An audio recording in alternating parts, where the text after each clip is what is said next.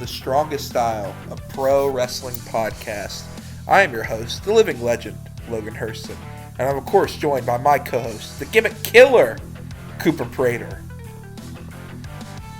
Please, I beg of you, the good people of India, let us back into your hearts and into your YouTube algorithms. And he is a giant and the current strongest style champion, but not for too long, Mr. Jack Dudley. A very special sold-out edition of the Strongest Style podcast this week. Yeah, I just want to... S-O-U-L-E-D, that is. All I'm saying is Cooper slandered me in last week's title, and then we got no viewership. Wonder how that happens. The people know the truth. The people know the truth, Cooper. Shit. That is... I disagree. That made sense to me. So the question is, who is the negative draw? Is it Cody or is it my name? Or they're like, who's this Logan guy? Or they're like... It's absolute... I think we know. I hope it's Cody. I hope for the sake of the podcast it's Cody, because you're going to have me in the description for a while. I had to leave. Yeah, Loser leaves predictions where they just kick me What off have we the show. brought on Cody? Yeah, we got to get him in here to settle it one-on-one. He does have a very successful podcast, so we can question him on his life choices on there. Yeah. Hey, what is Hyrule Husky still around? Is that he's doing? Oh yeah. Come at me. Where's he from? Marietta? Yeah, Marietta or something like that. I'll beat your ass. I'll beat anybody from Marietta's ass. Cody and Kevin Durant are 1-1 for burners. All right. Well, let's go ahead and get on to some wrestling news. I think, Cooper, you have some stuff for us today. You have gathered all the news. I don't have anything I'm feeling motivated to yell about. I do. Do you want the disappointing one first, or the just kind of funny one first? Let's start with the disappointing one first. Oh, God. Okay, sure. Okay, so look, I gotta preface this first by saying that I tried pretty hard in like 2023, I think, to get back into, or did I say to get back into, to get into current All Japan Pro Wrestling content, and that lasted approximately like 2 weeks, and then I stopped because it was bad. Now, the Champion Carnival that year, which is when I decided to tap in hindsight, not a bad lineup. I think they had Cyrus in there. They had what was it? The Lord Crew from I don't know, the NWA or whatever. And they had of course my favorite, Master of the Suplex, Shotaro Ishino. But you know, then next year's was a little disappointing as well. Kind of all the same faces, but and a couple of new guys that I wasn't super hot on. And they have just announced over in All Japan that floundering dead fish of a promotion, the lineup for the upcoming Champion Carnival that is going to be, I believe, starting in April. It goes from like April to May. And fellas, I'm just going to tell you right now, you don't need to watch this. You do not need to watch this at all. So okay, I'll just get it out of the way. The participants will be, and for whatever reason, the Fightful page on this does not have them separated into the blocks that they are in. I will maybe try to get that information later. But so it is Rei Saito, Jun Saito, the Saito brothers. Yep. They are both in it. Kento Miyahara, who is the current Triple Crown champion.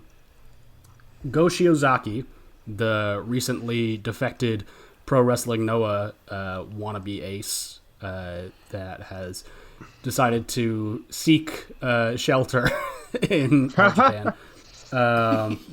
Hideki Suzuki, who big NXT 2.0 heads will know as Hachi Man from the Diamond Mine. Yeah, famously. Yes, yeah, absolutely. Ryuki Honda, my boy, kind of. He looks like a Teenage Mutant Ninja Turtles villain from like the old '80s cartoon. He kind of looks like Bebop and Rocksteady all at once. He's really great. Renayabe, who is a tall person, and that's about all I got to say there. Yuma Anzai, hey, a good wrestler. Hey! A really great wrestler in Yuma Anzai there. Kengo Mashimo, who is a like freelance guy that they bring in sometimes. Daisuke Sekimoto, who, if this were about 10-ish years ago, I would have been really hyped to see in this. Kuma Arashi, who I have seen a little bit of. He made his Champion Carnival debut last year, and his gimmick, I think, is that he is a bear, like maybe like the animal, a bear, I think. Madoka Kikuta, who is the Dragon Gate representative for this particular Champion Carnival. He was also in it last year. However, now he is a bad boy. He is the leader of Dragon Gate's House of Torture / Team 2000X, Gajidokura, I think is what they're called. And he has become massively shit as a result of that. But, hey, NXT 2.0 heads, it's not over with just Hachi Man, because we got our two favorites from that time, Zion Quinn and Odyssey. Not Jones, just Odyssey, by the way. Is it in all caps? No. Oh. But Zion is. All right, okay. So we got them. Then the monster Cyrus is also making his return to the Champion Carnival after being out last year. He was kind of fun in the year that I watched it. He's just a big, bald American indie guy. And Talos, who is also an American indie guy, but he seems to be spending more time in All Japan. He's not very good either. But yeah, so that is the state of the promotion that Mitsuharu Misawa and Toshiaki Kawada, Akira Taue, and Kenta Kobashi built. So it's going really, really well. I mean, you complain. It sounds like it. You know why they suck so bad is because they don't even got the 2024 semifinalists of the Champion Carnival in the tournament. Hartley Jackson has left to go to New Japan. That's right. That's True, literally the right. only good wrestler in All Japan Pro Wrestling. The only good wrestler. It is funny that I'm like... sorry. Go ahead. I do actually really like Hartley. I was do gonna too. say it later. I'm glad that like... I think I said this to y'all. I'm glad that everybody fucking off and leaving has led to him getting a few singles matches, because I do like him very much. Well, apparently not everyone leaving. More like, I guess New Japan just really likes him because he can get booked, but Shane and Mikey can't. True. Well, he lives there. Is the difference. Okay, that makes sense. Fly Shane and Mikey out. Jackson has lived in Japan for the last handful of years. Okay. I think also, while we're on this particular topic, I did see today, and I don't know how true this is, from some like random Japanese Twitter users post. Probably that, true. That Shane and Mikey are officially they're not on on the roster page anymore.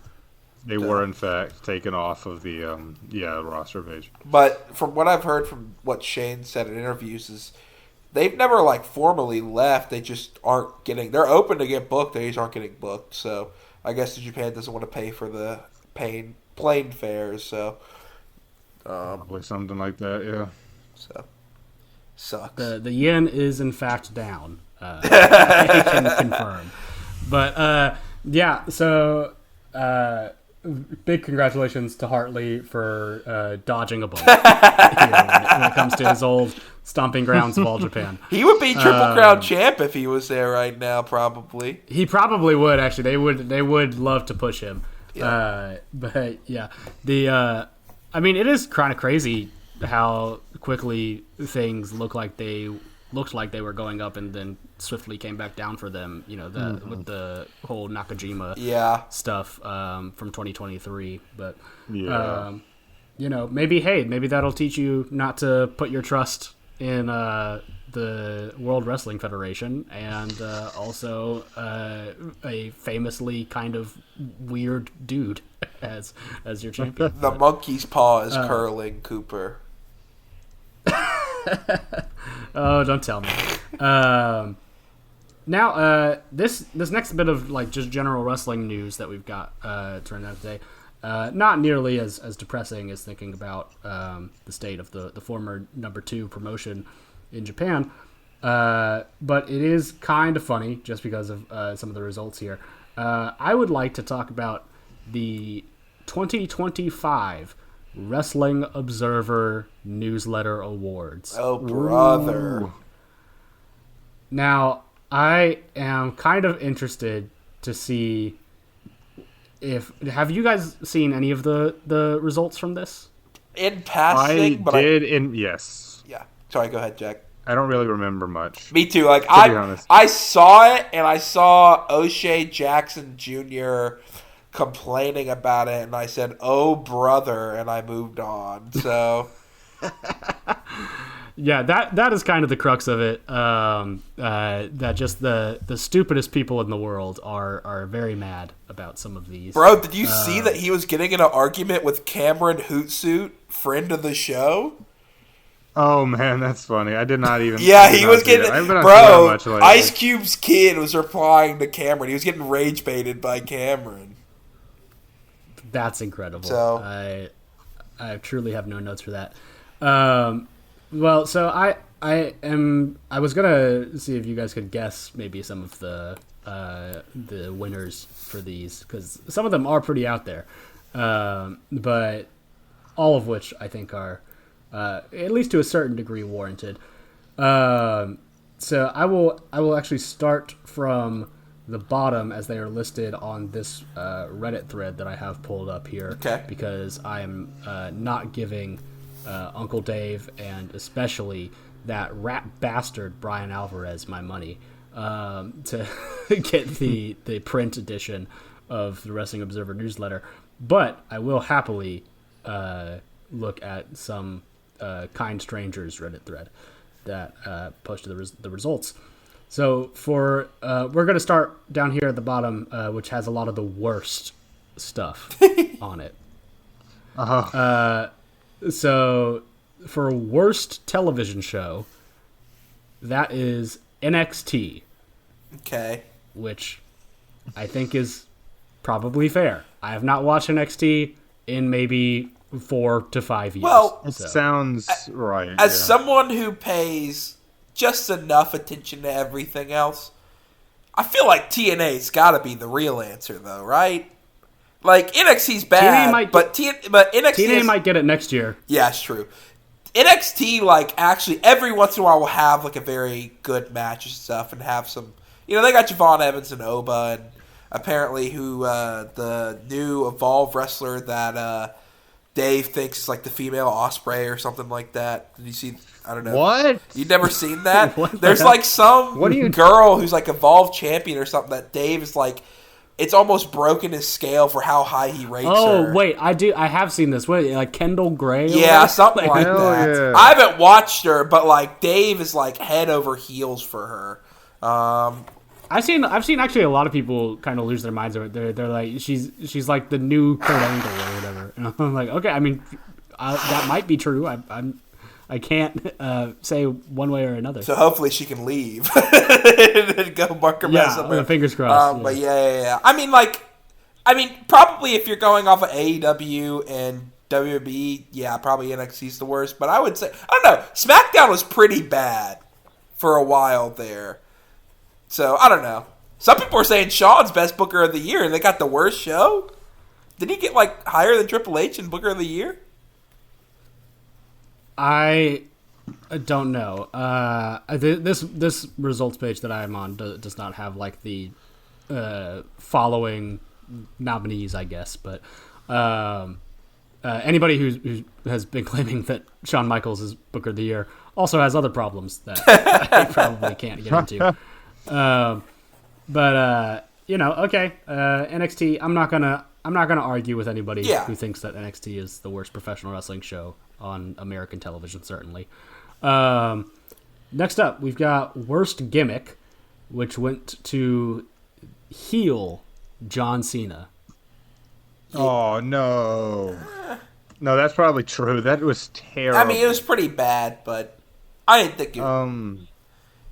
Yeah, what was second? It was second? I don't have the. Okay. He just said he sorry. didn't know. He just said that, Logan. He just sorry. Yeah. God damn! Can we not like peak the mics, please? Dear God. Well, my mic's really low. Don't worry. But okay, yeah. I mean, I don't know. Jey Uso also. Yeah. I mean, maybe you could do that. But don't you worry about Jey. Don't you worry about him. We'll get to him. Next up, actually, this person has these listed back to back. So for best gimmick, we had Timeless Toni Storm. Correct. Which I guess is correct. Yeah. I mean, she is the most overtly gimmick related wrestler maybe on AEW's roster, and I think maybe does the best job of incorporating the gimmickness into the actual wrestling in a way that I don't find super annoying. I don't know. Yeah, just now that I see it, I have kind of a hard time, thinking of who else it could have taken it. But next year, the court jester has. I will kill you. I will kill you. It's not even going to be close. No. I have complete and utter faith in that Lee Espresso. Now, the result here that brought the most probably like sinful joy to my heart to read was for worst promotion of the year. The Fed. Brothers, no way. We smoking that Federation. Yeah. Let's go. That's honestly... WWE is the worst promotion in professional wrestling in 2025. I would expand this out. Let's go ahead and cover this. Yes, to as long as these awards have been happening. Why don't we? I have never been more fulfilled as a wrestling fan than to see. I had to live through at least 3 long years of suffering of these brain dead morons telling me, "Oh, Cooper, WWE is really good now. We're in a boom period. It's what we do." I had to just grit my teeth and bear through it, but I've finally been justified. It's what we do. Hey man, this is my revenge for all of the chef memes that people were making about Shawn Michaels and Triple H. It's kind of funny though, because I mean was kind of a ridiculous opinion at the time, but that really was the prevailing opinion. Yeah. And it's crazy how quickly all that goodwill was lost. It's because Big Rome decided to stop showing up. That is true. He was holding it all together. The amount to which that is probably true is also kind of scary. Big Rome left. They let Hyrule Husky be the QB1. They had Seth Fuikin running the other brand for like majority of the year. Like, what are we doing, guys? Seth Rollins' ratings poison. Look, man, maybe just one more masked man run in. That's all we need. Just one more. For worst feud of the year, I have to say, as a dub shooter, I cannot agree more with this particular pick. Worst feud of the year went to Anthony Bowens versus Max Caster.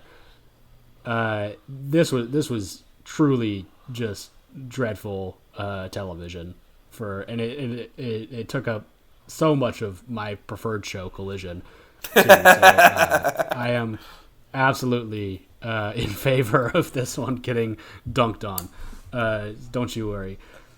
Worst match of the year went to John Cena versus Cody Rhodes. I assume from WrestleMania. The first one, yeah. The second one was okay. I actually watched that.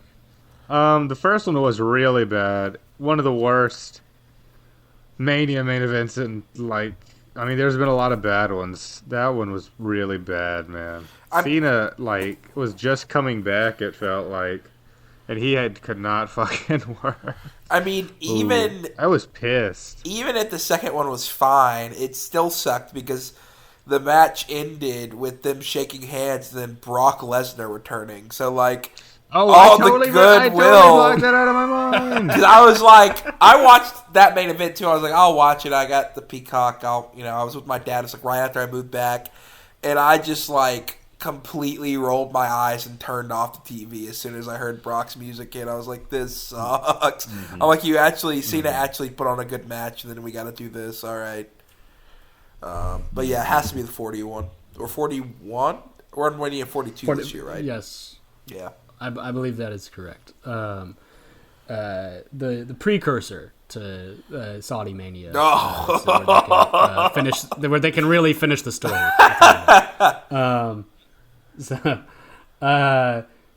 Best non-wrestler.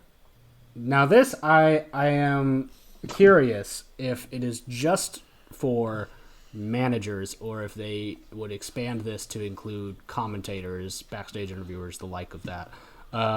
If it is just a managing award, then I guess that's okay for the result here. But if not, then I would have liked to have seen some other folks.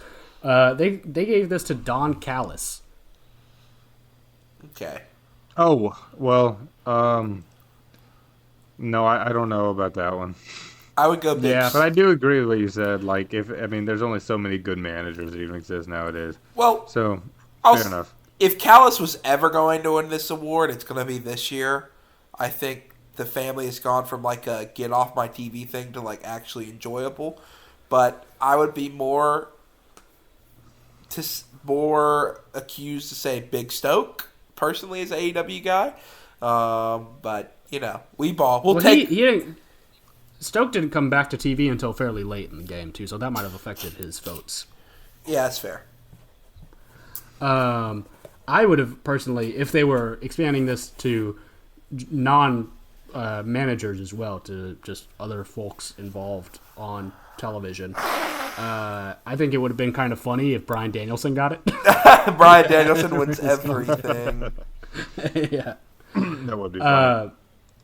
For Rookie of the Year, they have a person who I have never heard of. Really?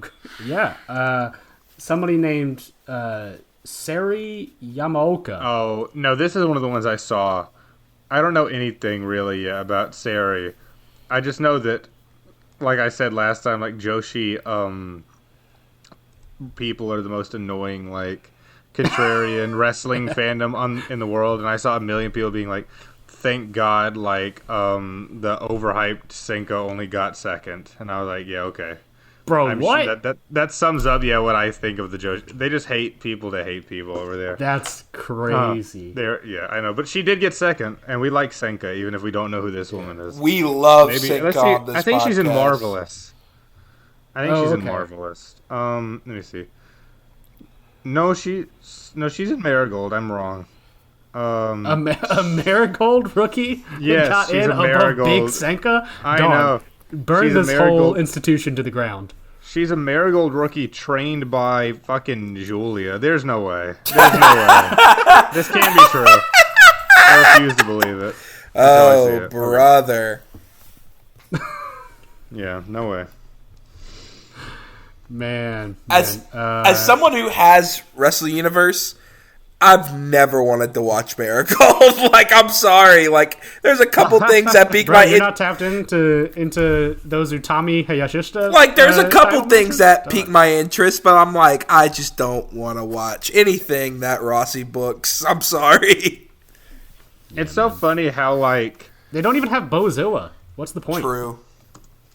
It's genuinely hilarious how that big exodus happened with, like, Ogawa leaving and starting this promotion, and then Stardom hit its greatest hot streak of all time. It just straight up did more not matter to popular them. than ever. Yeah. Oh, well. What's the next one? The next one is most disgusting promotional tactic of the year. And fellas, God. This could be a lot on one specific end of the spectrum. It could not be more correct. WWE bringing back Brock Lesnar. Oh, man. We were just talking about that. Yep. Yeah, that did suck. I believe it was, 40 times that he's mentioned? Something like that. Yeah. Something like that. So, there you go. The people have spoken. Evidently not enough with their wallets, though, because he is still on TV, I believe, in a major role. So, there you go. Best wrestling maneuver, which I always think is kind of a weird category. Yeah. They gave this to Hangman Page's buckshot lariat, which, I feel like it should be moves that were introduced in the year, maybe. I mean, I like the buckshot lariat, don't get me wrong, but I've been seeing that move for 10 years now, so I don't really know what pushed it over the edge this time. But personally, I would go the shoot pin by Cinca because I think that's the funniest option. Hell yeah! It is sorry, go ahead, Jack. I was about to say that it's the Bombaclat knee. Oh my God! Yes, absolutely. He's got to be Bombaclat knee for sure. It is refreshing to watch a wrestler just shoot pin. It's like, yeah, why don't I just keep trying to pin you until you can't get up? Every wrestler should do I don't that. have to get off of you. Yeah, right? That's what I'm saying.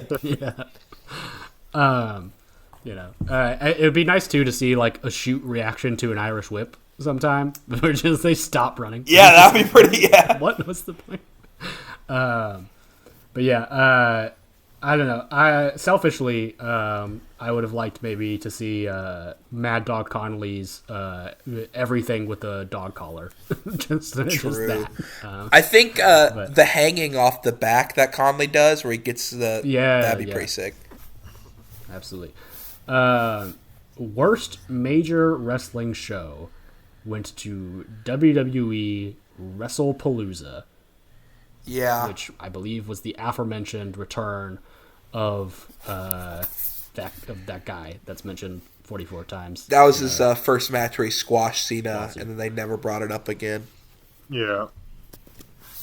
Yep. That seems about right. So, and then best major wrestling show, we had AEW All In 2025. God dang, it feels good to be elite. All right. Look, you guys might get it next year. You guys might get it next year. Wrestle Kingdom. Wrestle Kingdom. Wait and see. Worst television announcer.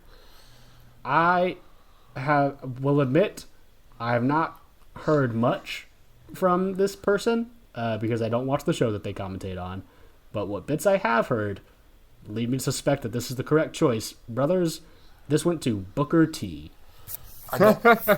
Hey, did you see? He's really bad nowadays, yeah. Did you see that your world champion was defending him on Twitter, Cooper? Oh, I thought he was going to say my world champ. No, not Suji. I was like, what? Who's my world champion? MJF, brother. Brother, you know I don't claim him. Absolutely not. Well, yeah, I, as someone who has seen enough of NXT 2.0, probably more than anybody else in this podcast, Booker's pretty bad. I mean, he's pretty bad. He's never been that good. He's a great wrestler. All the stuff that he did outside WWE, I love it, but like, not a good commentator. Mm-hmm. Yeah, my impression is that he's mostly evolved into just speaking in grunts. Is that correct? I mean, you're not far. It's that and then, oh, yeah. Yeah. I remember the "Oh yeah, man." Oh yeah, man for Trick William, but yeah. Then for best television announcer, I am justified once again. It went to the American Dragon, Bryan Danielson. Nice. Which I think is absolutely earned. I've adored what he has brought back to AEW commentary, and some might say that he could probably permanently take the place of some of the other commentators that AEW has on their regular rotation. I have a problem with this award because if we're just taking commentator in general, I mean, I like Bryan. I personally would have gave it to Walker. I think Walker's been great all year. He was second. I remember that. He was a close. Yeah. He was a close second. I also just want to split color and play-by-play because I think those should be two different awards. Because Walker, that is probably right. Because I mean, Danielson by far and away is the best color commentator, but he's not doing most of. It's still Excalibur doing all the play-by-play stuff, which I think Walker excels at better than anybody else. So it's kind of hard when you have like a fan favorite color commentator. Though I do think Well, that's interesting. Now, who do you consider Walker to be the play-by-play guy when he's in the booth with Chris? Yeah, I think Chris Charlton, he does do play-by-play when he's by his own, but I feel like when they're together, Chris is mostly doing like historical tidbits and like lore and stats and stuff, while Walker is still the one calling the moves. But I don't know. I'd have to go like and listen to a lot more matches. Yeah, they kind of flip-flop. Really focus in on that to think. They kind of do both. Yeah. Yeah, in my mind, I don't know. Maybe it's just because they're both nerds. Yeah. Them as both being like play-by-play. But of course, also if we were to separate it by category of announcer, then Ian Riccaboni I think would maybe sweep play-by-play. That's true. Yeah, that's true. He does have a little fan base for sure. The Danny Hodge Memorial Award. Now, this is for the non-heavyweight MVP. This went to MístiGOAT, which is funny considering something else that will happen later. Yeah. But well-deserved. He is the fucking GOAT of this shit, and everybody who made fun of him for Sin Cara, go fuck yourself. Best flying wrestler, which is such an outdated term. Yeah, that's crazy. Flying. They still have that. That's very funny. Yeah. This went to Mascara Dorada. Okay. Which I think is fitting. Yeah. Now, the Bryan Danielson Award for Best Technical Wrestler.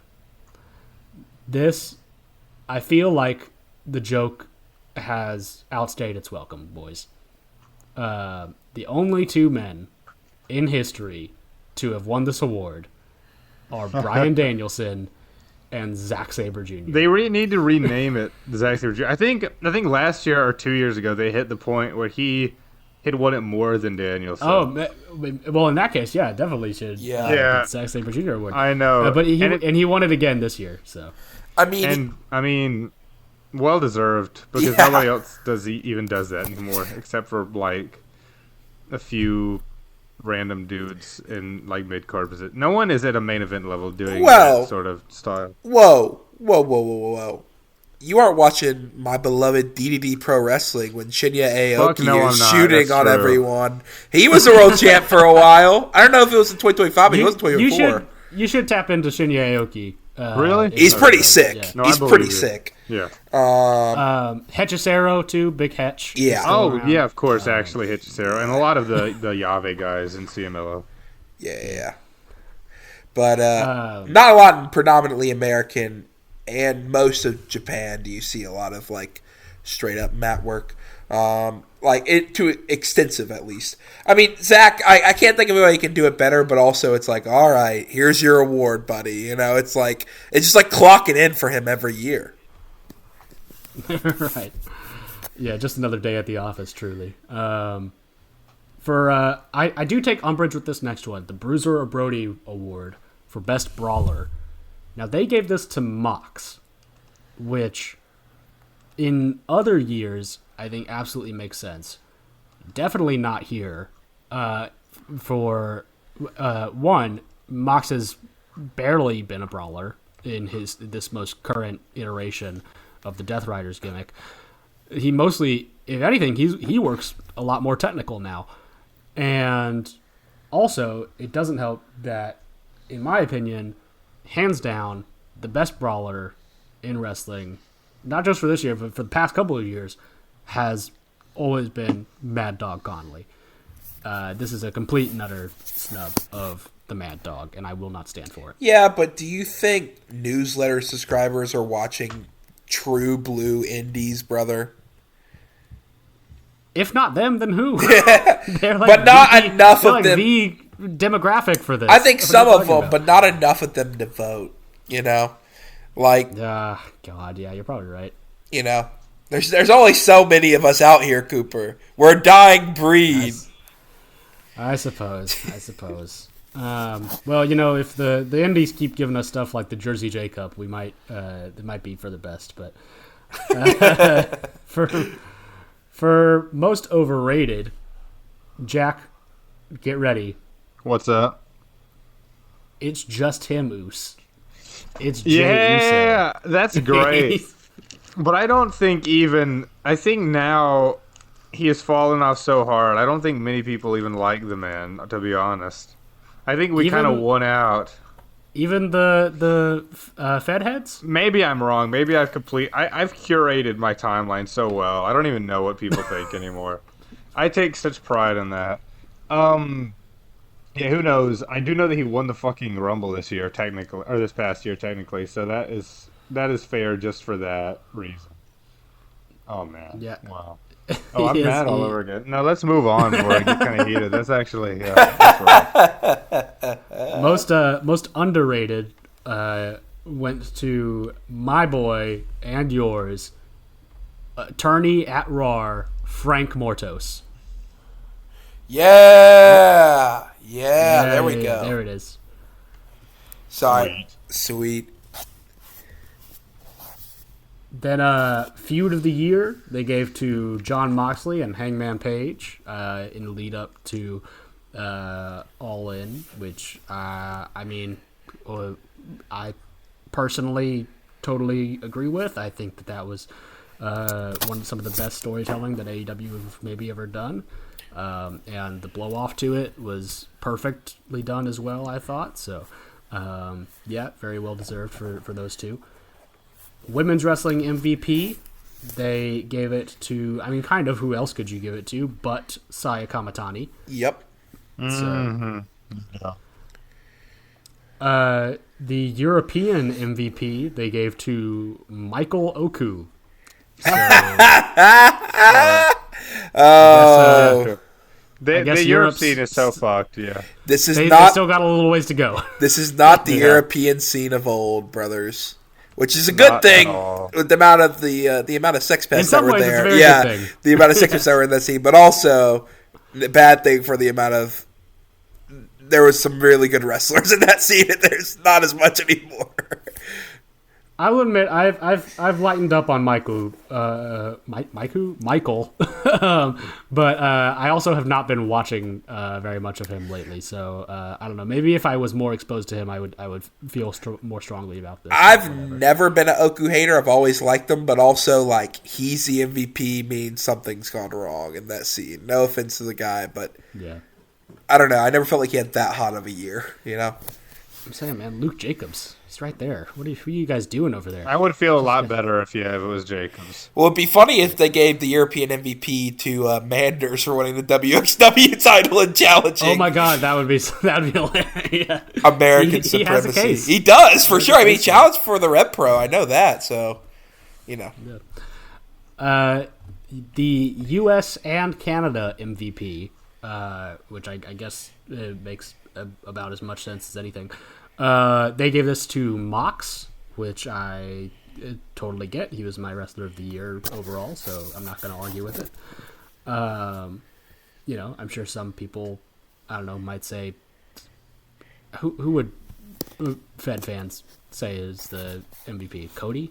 No, Punk. They don't like Cody. Punk. Do they? Punk? Oh, okay, yeah. Well, it's probably best that I stay out of that conversation.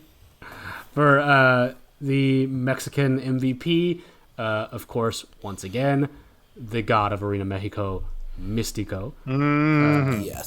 Yes. I mean, just the amount of sellouts. Like, what are we doing? And the Japan MVP they gave to Saya Kamitani, following up from the Tokyo Sports. Wow. Yeah, very fair enough. Nomination as well. So big year for Saya. Hopefully, she continues that momentum. I did just start the Starlight Kid match from Osaka, so I'm looking forward to seeing. As we're recording, are you watching it in the background? No. I started it before we watched it. We started recording, and then I had to come on here.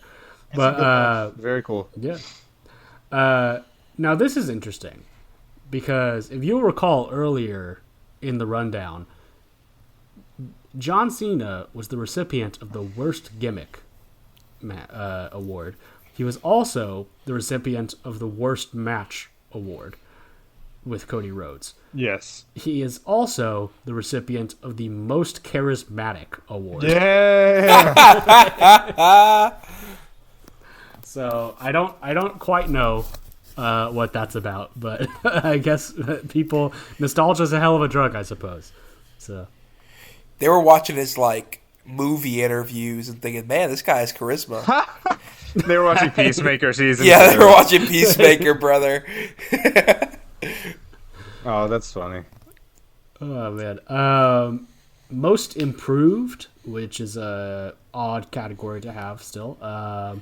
They gave to Harley Cameron, who I have a feeling is going to be receiving this a couple years in a row. Okay, well, you can't. Okay, that's still. You can only receive most improved once. I'm sorry, that should be the rules. Do you know that? I don't know, but I'm assuming if that's the point. I guess you always improve, but whatever. They should have given it to Hartley Jackson. They should have given it to someone with the age, but not Harley. What are you talking about, man? He's been great for years. Yeah, but he's really taken my heart last year. That's my most improved. Who else would you give it to if you had to give one, Cooper? I'm curious. I know you wouldn't pick Harley. Yeah, I wouldn't. But I don't. Yeah, that's a good question. One that I don't have the answer to right now, and it would take me too long to think of. So yeah, keep going. We will move on to best on interviews. God, you can really tell that this the names for these were created years in 1986. Ago, yeah. This is. But they gave this to Hangman, which is just not right. I'm sorry. I don't mind his promos and everything. That's fine, but that's not the thing that people I think are most about with him. And Mox was famously in this feud with him, and he's way better on the mic. So I don't know. Does best on interviews mean promos, or do they mean literal interviews? I think it means just talking. I think it's just their best talker award. Oh yeah, that's terrible. I think it is absolutely best promo. Yeah. Because I took it literally. I'm like, MJF's pretty good interviewer. I would say that, staying in the gimmick. But I was like, well, Yeah, I mean, famously, I think this has gone to MJF a couple times before, but or it might not have, and I might have just completely made that up off my head. But that seems like kind of the vein that they would go in for that.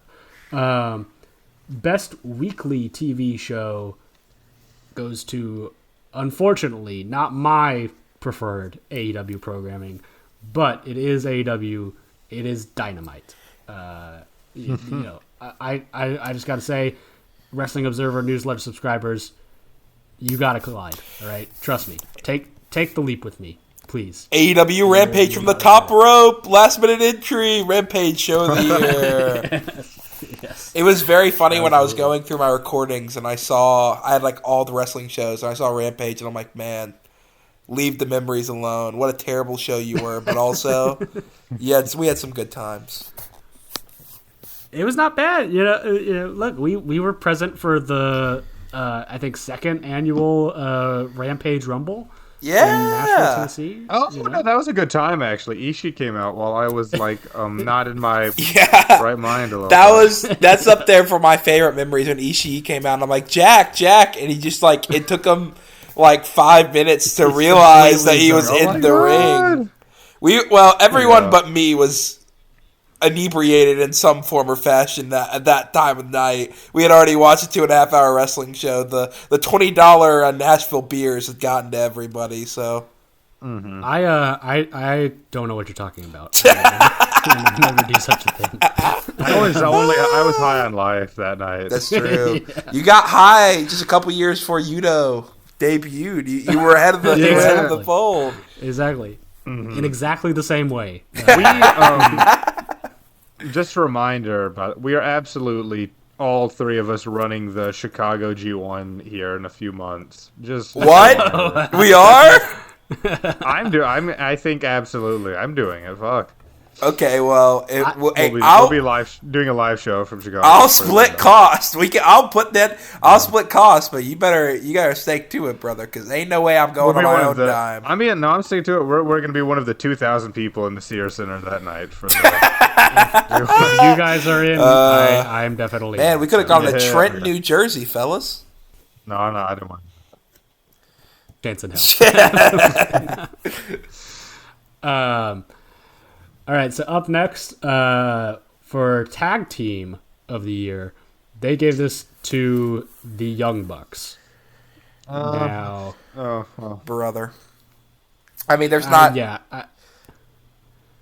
they're not tapped in the New Japan like that, I guess. Definitely not for most of the year, no. This is for sure Knockout Brothers Award. And it very well might be next year. Maybe they came in just a tad too late. Yeah. Probably. Really make the impression. But Best Booker, of course. Who else could it be? It's Tony Khan. And so we have, at long last, slayed the Paul Levesque dragon of this award.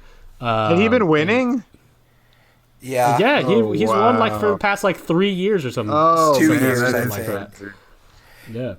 Deadlock Boys robbed. Yeah, for sure. I think they were up. They were like 2 or 3. In pretty high contention. Yeah. So I probably in reality they probably should get it too, but yeah. Then Promoter of the Year went to Salvador Luteroff, which went into Promotion of the Year for CMLL. Sweet. Which is quite surprising, but I think well earned. They have been on an incredible hot streak, and have had a number of sold out shows, and so you can put a lot of that down to the stars, but also the office has something to do with it as well. It is funny though, because for best box office draw, this went to John Cena. Yeah, John Cena. He's sweeping the awards this year. It very much is the John Cena year. He's winning a Razzie and an Oscar all in one. Yeah.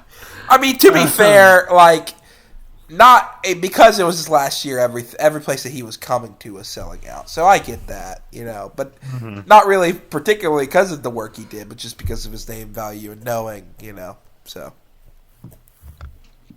He got your one coworker to go out to see a show. Yeah, that he wasn't on. Me and him went, and he did not show up, which is pretty funny. He's like, John Cena might show up, and he's like, nope. Oh man, you gotta hold that grudge while you go into wrestling training, Logan. It's true. And then call him out one day. I'm gonna make him come out of retirement. Yeah.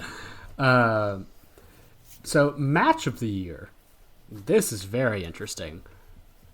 From very, very early in 2025, I was there in person to see Kenny Omega versus Gabe Kidd. yeah. Wrestling Observer newsletter match of the year for 2025, which is interesting. I feel like there has, at least on like online in certain parts of wrestling fandom, been a bit of a backlash to this match, maybe with the everything about Gabe Kidd. For obvious reasons. Who cares? Yeah. But no, it was incredible. I ascended from this reality for at least like 25 minutes, watching this live in the fucking dome. And yeah, they tore it down. And for that one night, at least, I truly believed that Gabe Kidd was a true Shin Nihon freak. And, so. I can't believe they didn't give this to Zack Sabre Jr. versus Shota Umino at WrestleMania 19. That was bullcrap, man. At Wrestle Kingdom. Yeah. I mean, yeah, that was certainly one of the matches of the year. It was a match that happened in that year. In the year, yes. Most outstanding wrestler, which I assume is like their overall kind of like work rate award. This went to longtime IWGP champion for the year, Konosuke Takeshita. All right. Deserved. Fair enough. Yes, yeah. Big year for the big baby, so I can't deny that. And then the overall wrestler of the year, the Luthez Award for 2025, went to El Rey de Plata y Oro, Místico. Woo! We are truly back on top. The power is back. So yeah, that is a wrap for Nice. the Wrestling Observer news segment. On with the show. All right. We're going to transition from a little news to... We always hate to do it, but it is important. We had another wrestling death this week. One coming from the island of Japan. I'm going to let Cooper pronounce his name just so I don't get it wrong. Cooper, if you want to take it away, because I feel like you're the most knowledgeable on this subject. Yeah, so former IWGP champion Tadao Yasuda passed away just recently. I believe he was found in his home in Tokyo. It has not been announced a cause of death as far as I know.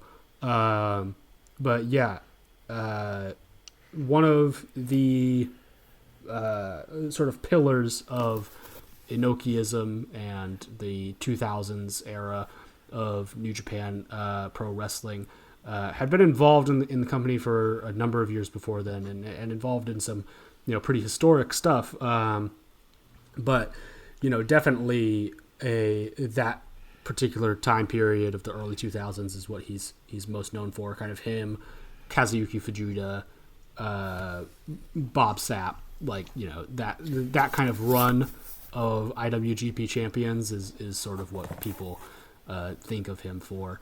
And yeah, had a very interesting career.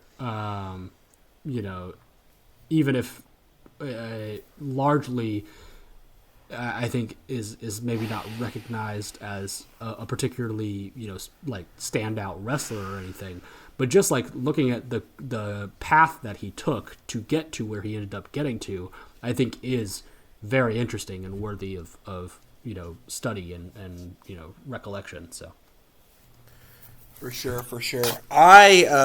We saw this. It came out, I think, was it Monday or Tuesday? Because it was before New Beginning. It was the last thing right before that. It leads into our talk because it was the first thing we did. Yes, I believe it was like the day before. Yeah. I So I know about this period of New Japan, the Inokiism period, from the very talks we've had between Cooper and Jack, of Jack absolutely hating it and Cooper finding some love for it. And I mean, I hate a lot of it too. Don't get me wrong. But you gotta love Bob Sapp. I adore Bob Sapp and Kaz Fujita. So they are my boys for life. I'll say this: I did go back and watch Yasuda's match against Nagata that was on New Japan World, because they had a couple of his matches up there.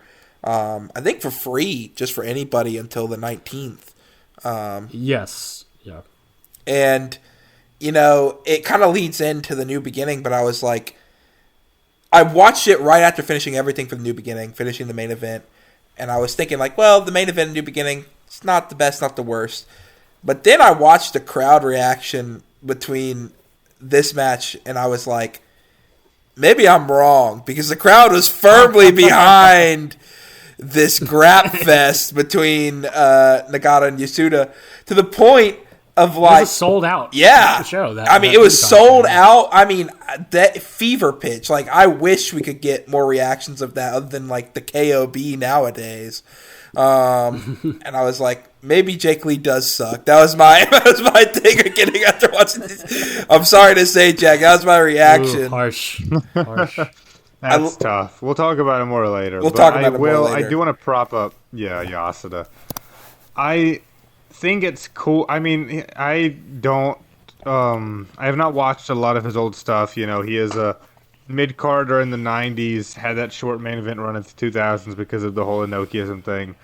From the little I have seen, he seems all right to me. He's not, like Cooper said, there are, sort of guys from that era that stick out, like Fujita definitely, and Sapp, who kind of were charismatic enough to be memorable post-Inokiism. But I do think I think it's always cool for a guy to be sort of rewarded for being loyal, and I always appreciate a guy who sticks around with the king of sports for that many years, and it's a tragedy too, just to see how many wrestlers always end up dying this young. 62 is nothing, and it is sad. You have to wonder what happened.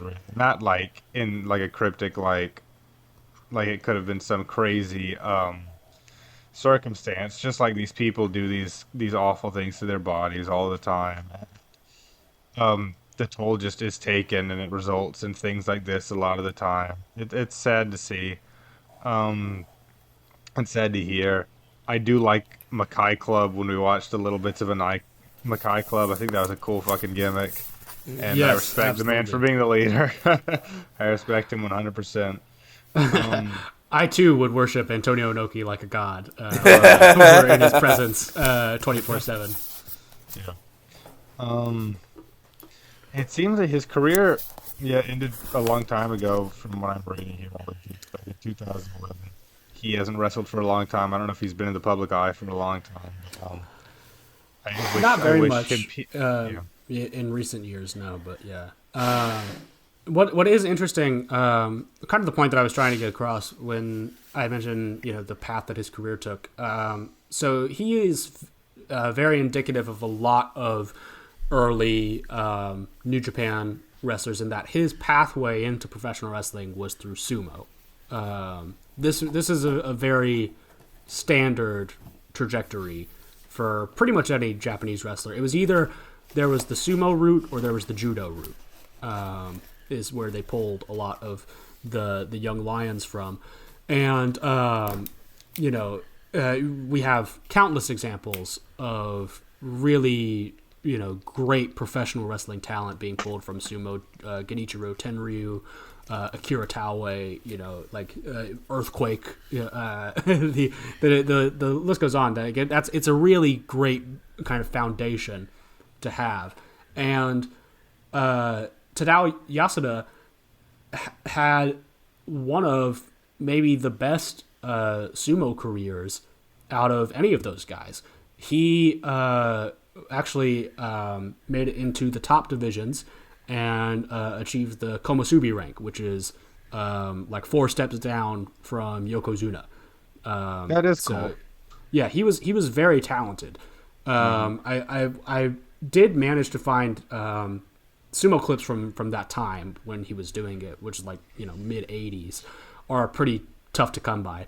But I did manage to finally track down one that had a performance of him. His ring name at the time was Takano Fuji, and he got a Kenboshi win, which is when a lower ranked wrestler beats a Yokozuna. So he beat, I believe it was, I don't know if it was Chiyono Fuji or Futa Higuro, who is Koji Katao, that he beat. But he did beat a Yokozuna at the time, because they were both Yokozuna, I believe, at the same time. And Koji Katao, by the way, great contrast to Yasuda. They both get into the New Japan kind of system at the same time. Katao, however, has a horrible attitude and is a really just awful dude to be around. And he is the Yokozuna at the time. He achieved the highest possible rank in sumo that you could get. So he kind of demanded a little bit more stuff as a result of that. And so he basically skipped the Young Lion process entirely. And had more kind of like this big showy debut in the Tokyo Dome. Tadao Yasuda, on the other hand, did start from the beginning. Started as a young lion, which he maybe didn't have to do. Like I said, he was fairly high ranked, not Yokozuna, but fairly high, and he was like a big, people would have known him certainly in the Japanese sports world at the time. So I think it says a lot about him that he chose to take the more humble route and to build himself up. Seemed to be, quite well liked because of it as well, and always had a spot on the card, even if it was primarily just up until, that kind of break in the 2000s. It was just undercard tags, very much, and had a pretty basic kind of skill set that he played to all the time.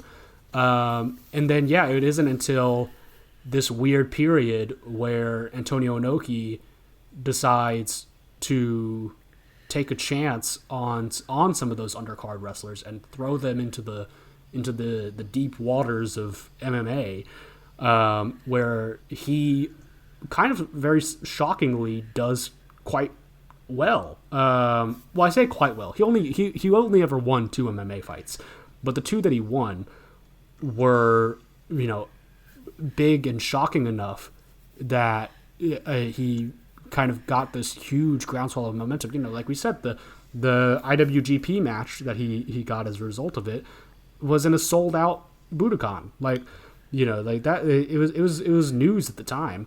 Coming off of him beating, I believe, a K1 kickboxer in Inoki's little pride competitor, Inoki Bambaye. And it was a time where a lot of people that were put in there very much sank. Even Yuji Nagata, great professional wrestler, was fed to the wolves and really suffered because of it, because he did not do very well and was not equipped to handle a shoot fight. But surprisingly, Tadao Yasuda, this undercarder that nobody really thought much about, could kind of kick some ass. So it was interesting just to see, kind of like how that booking, and obviously, it didn't play out. It nearly led to the death of the company, but it is an interesting perspective on how to push your talent, and you kind of get it after a while. I mean, it is a crazy person's idea of booking, but that's Antonio Inoki for you. Then pretty much, and he doesn't hold the belt for super long. It was like 48 days, but it is a kind of hallowed hall that he's in of IWGP champions. Yeah. You know, they don't tend to switch it around all that much. So, you know, and it is I think a deserved kind of mark to him. Even if he is maybe not particularly, you know, like anybody's favorite or anything, but no, he had a very respectable career, and you know, it's just my hope that you know, maybe more people decide to look into him now that he's gone. So. Yep. Well, with that being said, we're gonna hit the 10 bell salute, and we will be back after this.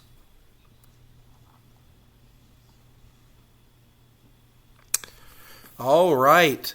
Welcome back to Strongest Style. It's always awkward to continue after that, but we must soldier on, and there's no better way to continue with New Japan Pro Wrestling.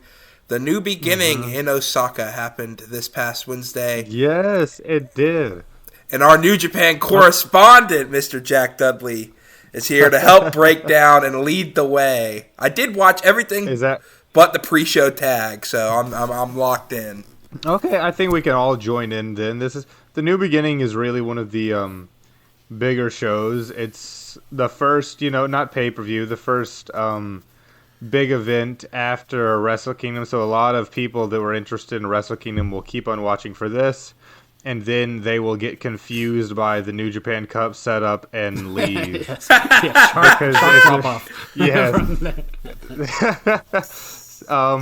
But we're sticking with it. The opening match was, like you said, Logan, that you didn't watch, but it was a sort of reunion for Togi Makabe and Toru Yano, the former Most Violent Players tag team in GBH, versus the Young Lions, who are about to go off on excursion, Katsuya Morishima and Shoma Kato. This was, in fact, Morishima's final match in New Japan before heading off to what we would soon learn is WXW, the German indie that recently housed the Knockout Brothers very successfully. I think you might be seeing a lot more Young Lion classes go there. I think so. I think so too. It was very successful, and I mean, it's we just mentioned Rev Pro is not a bastion of great wrestling in the year 2026. Well, and AEW is kind of too big for an excursion, and Mexico CMLL is the other one that they do frequently. So I think those two might kind of be the go-tos for now. I'm happy to say that he will be wrestling when I watch WXW during the 16 Karat Cup, so we'll get to see what he's up to there. He's not in the tournament because he just joined a little bit too late for that, but I'm excited. It's interesting, yeah, because of the Naito connection. I wonder if he'll... I mean, I'm sure they wouldn't block him from taking dates. I wonder if the two will, like, interact at all. It would be kind of funny. That would be kind of funny. Oh, God, what if he poaches him? Oh, don't say that. That'd be crazy. This match was good. I mean, we've talked before about Morishima and Kato being really, really good at the sort of final stage of their Young Lion era. And I appreciated that Makabe, at least, not Yano, he's kind of doing his normal bullshit, but Makabe kind of came to play in this match, which surprised me. He was bumping for the guys, and he finished off, like, he respected them enough to end the match with a King Kong knee drop, which I had not seen in long time. Yeah, he went all the way up and finished Morishima with it, and that was a real show of respect. Morishima sort of bowed and, kissed the ring before leaving, and he is off. Shoma Kato has one more tour. They decided since he's going to CMLL, it would be kind of cute for him to stick around for Fantastica Mania, go through a series in front of the Japanese audience for with the CMLL guys before going there for his excursion. I do actually intend to watch a good amount of Fantastica Mania, which I don't do most years, so I will keep y'all updated on that. I think it'll be fun. Yeah, same here. I just watched the last CMLL show before they sent a bunch of their crew over there, and it was a fun time. So I'll be checking in with that. For sure. Yep. The final main event on the... I don't want to go over all the cards for Fantastic Mania, but I'll say it now. The final main event for the Korakuen show, which is actually on the same day as New Beginning USA is like a big time Mystico Soberano singles match, which should be really cool to do that in Japan. But where does Zane J factor into that match? Zane J's got Big Hetch in the very first night. He can't have he can't have the wrestler of the year in the second night. Come on, we got to build up some young stars, Jack. You're very right about that, Logan, as always. Oh God, Zane J's got plenty of other things to worry about before he gets to Mystico. Don't you worry. Thick women, golly. That's what we like on golly. Oh, I can't wait. The next match. Go ahead. Go ahead. I didn't want. I'm no fun giant today. I did not want to. All business. Up next we have the dream team of Ishimori and Hiromu Takahashi in Hiromu's farewell match face off against dangerous JAY Jacob Austin Young and the reborn sort of mad fireball Francesco Akira. This was fine. It was a pretty good junior. I mean, it was better than any of the championship junior heavyweight tag matches lately. So I enjoyed seeing like some proper junior heavyweight tag team wrestling. Besides that, it was pretty standard. It was like Akira trying to get his new heel character over, and it's kind of working. I mean, he's doing all right with it. It ended actually with them not winning. I don't know if any of us predicted that right. Did anyone predict Ishimori and Hiromu for this? Cooper did. Cooper did? I Okay. did, yes. Yes. Yeah. So they did what I did not expect, but I probably should have expected realistically. Because it isn't fun to push the youngs, but you can't always push the youngs. And they did decide to get Ishimori this win, and I think they're probably going to start heating up Ishimori a little bit. As the top junior heavyweight in Unbound Co., which I probably should have seen coming, like I said, because it's not going to be fucking Robbie X. Although Robbie X did, he did appear. Yes, some point, he did make an appearance to ward off the United Empire heels from tarnishing Hiromu's moment after. And Ishimori and Robbie X have a big tag team championship challenge on the anniversary show. And, of course, Ishimori, we'll talk later, has a big singles match coming up. So I think I probably should have seen coming that this might be something they do. And I don't mind it. I like Ishimori. I'm not really tired of him like some people are. So excited to see what he does in the future. Hiromu, we wish you well. This was not really a big pomp and circumstance farewell match for him. It just, I mean, really, the ceremony kind of happened at the end of the show. So we'll get to that later. It was the most motivated I've seen Ishimori in a while. And it did, if nothing else, also just make me realize, like, I think I am going to miss old Ticking Time Bomb. Sure. I think he's great. I do like Hiromu, but I think he's one of the guys leaving where I'm like, I mean, not if he goes to fucking WWE, which he might, but if it's just to do something else besides that, I'm like, yeah, maybe for the best. Because I do think Hiromu has a lot left to give to the wrestling world, and I think that he New clearly Japan still has will pass him those by. big ambitions, Yeah. I think if he does go to Noah, he'll be treated really well there until Noah just decides to book like Pro Wrestling Noah. Because they booked him really well when he was JC Junior Champ. But I will say for this match, I really liked Akira's heel work and how motivated he was when he was like really dancing around Hiromu before the ring, and just, I don't know, he sold it to me very well, like the ending where he really wanted to spoil that moment for Hiromu and like trying to attack him and stuff and like getting carted off. I haven't seen a lot of him as like heel. He's very much been this almost like Cody like crying baby face, so I thought Cody-esque? Akira, like your boy? Don't. All right, brother. All right, man. Let's not start this again.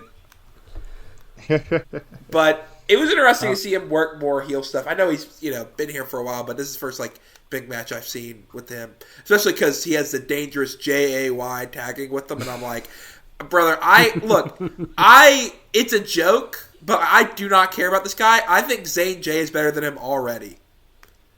And that's saying something. Oh, wow. I wouldn't go that far, but okay, sure. Hey, ZJ at least went bald, brother.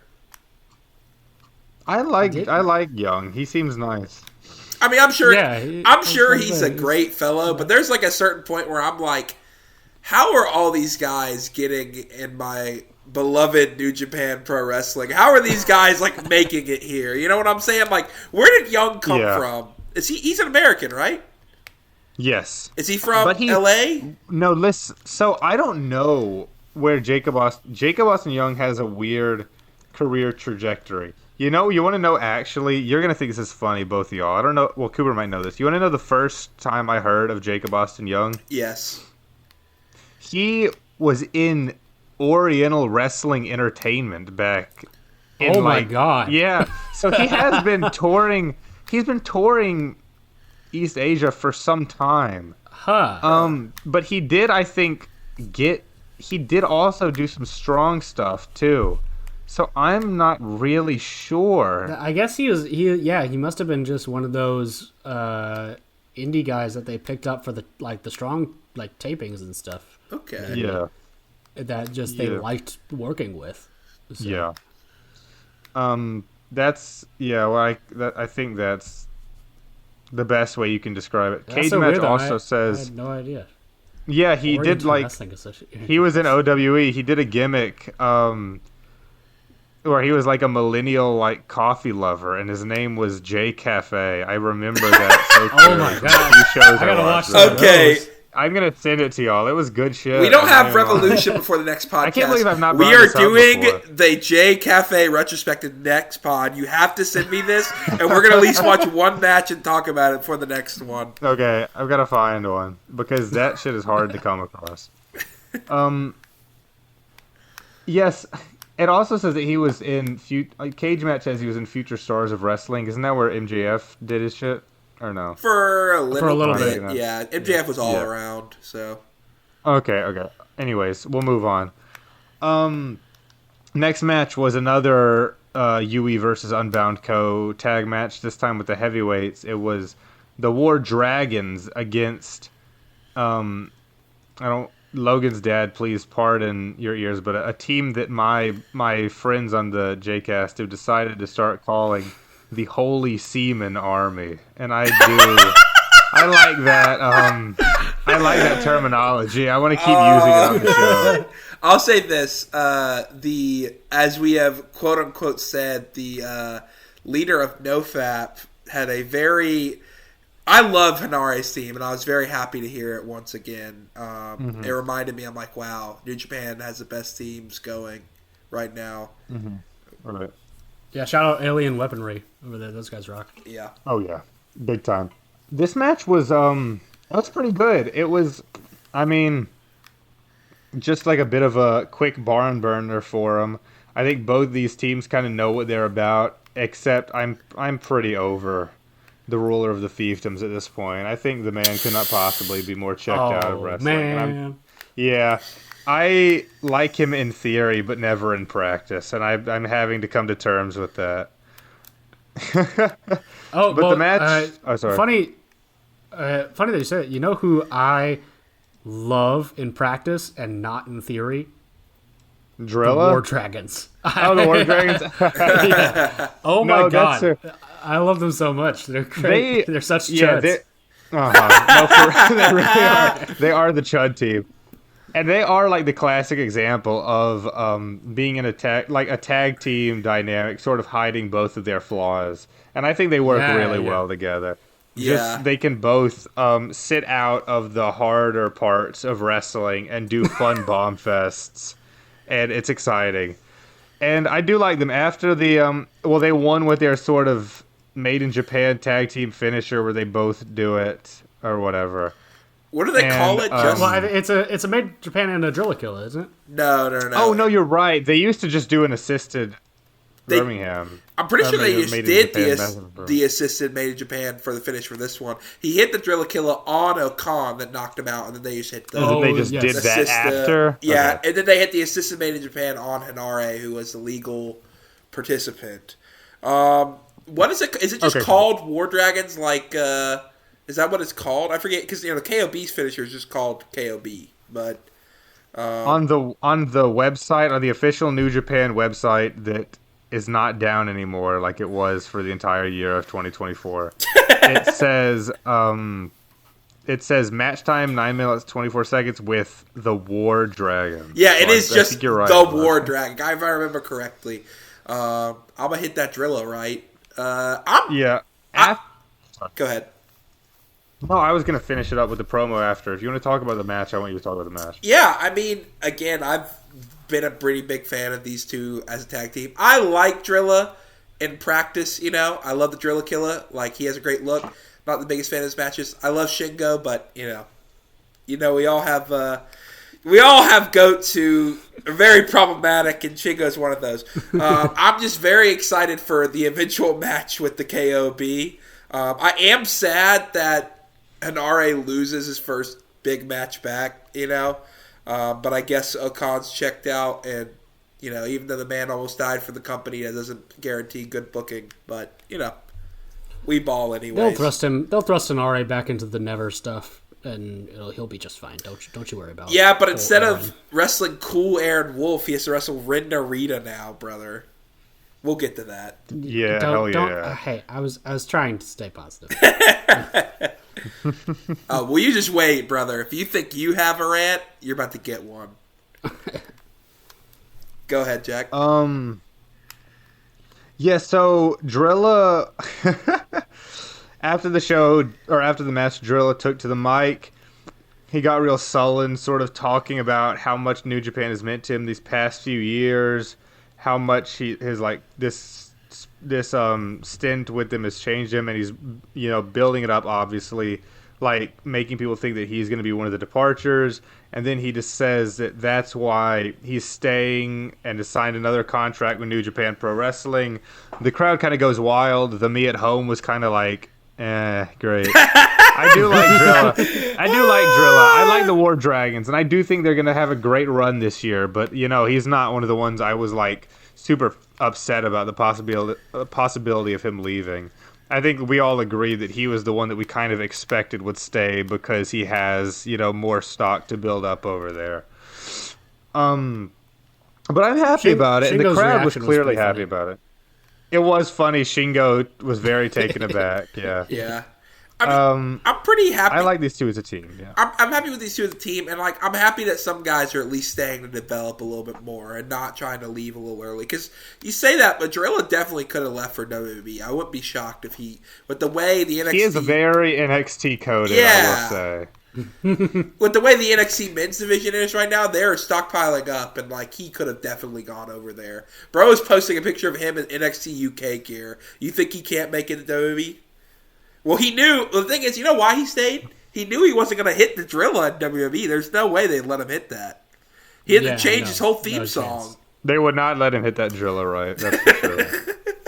I'm going to hit that Drilla right. So, yeah, for now, the War Dragons are staying together. I'll just mention this now, too. There was some weird thing that went viral this week where, Hanare put free agent in his Twitter bio, and I was like, oh, fuck, Hanare's leaving, too. But then, by the end of the day, he had taken it out. So, I don't know if he was just doing it to mess with people, or I don't know if he was doing it to mess with people, or, to try and get a better deal, and they just signed by the end of the day. I think... For what it's worth, I think Hanare is staying with New Japan. He's in the New Japan Cup, and I don't think we need to worry about him heading out anywhere. He just came I would back. Not really care. He just came back. He can't leave. He did. Yeah, I agree pretty much.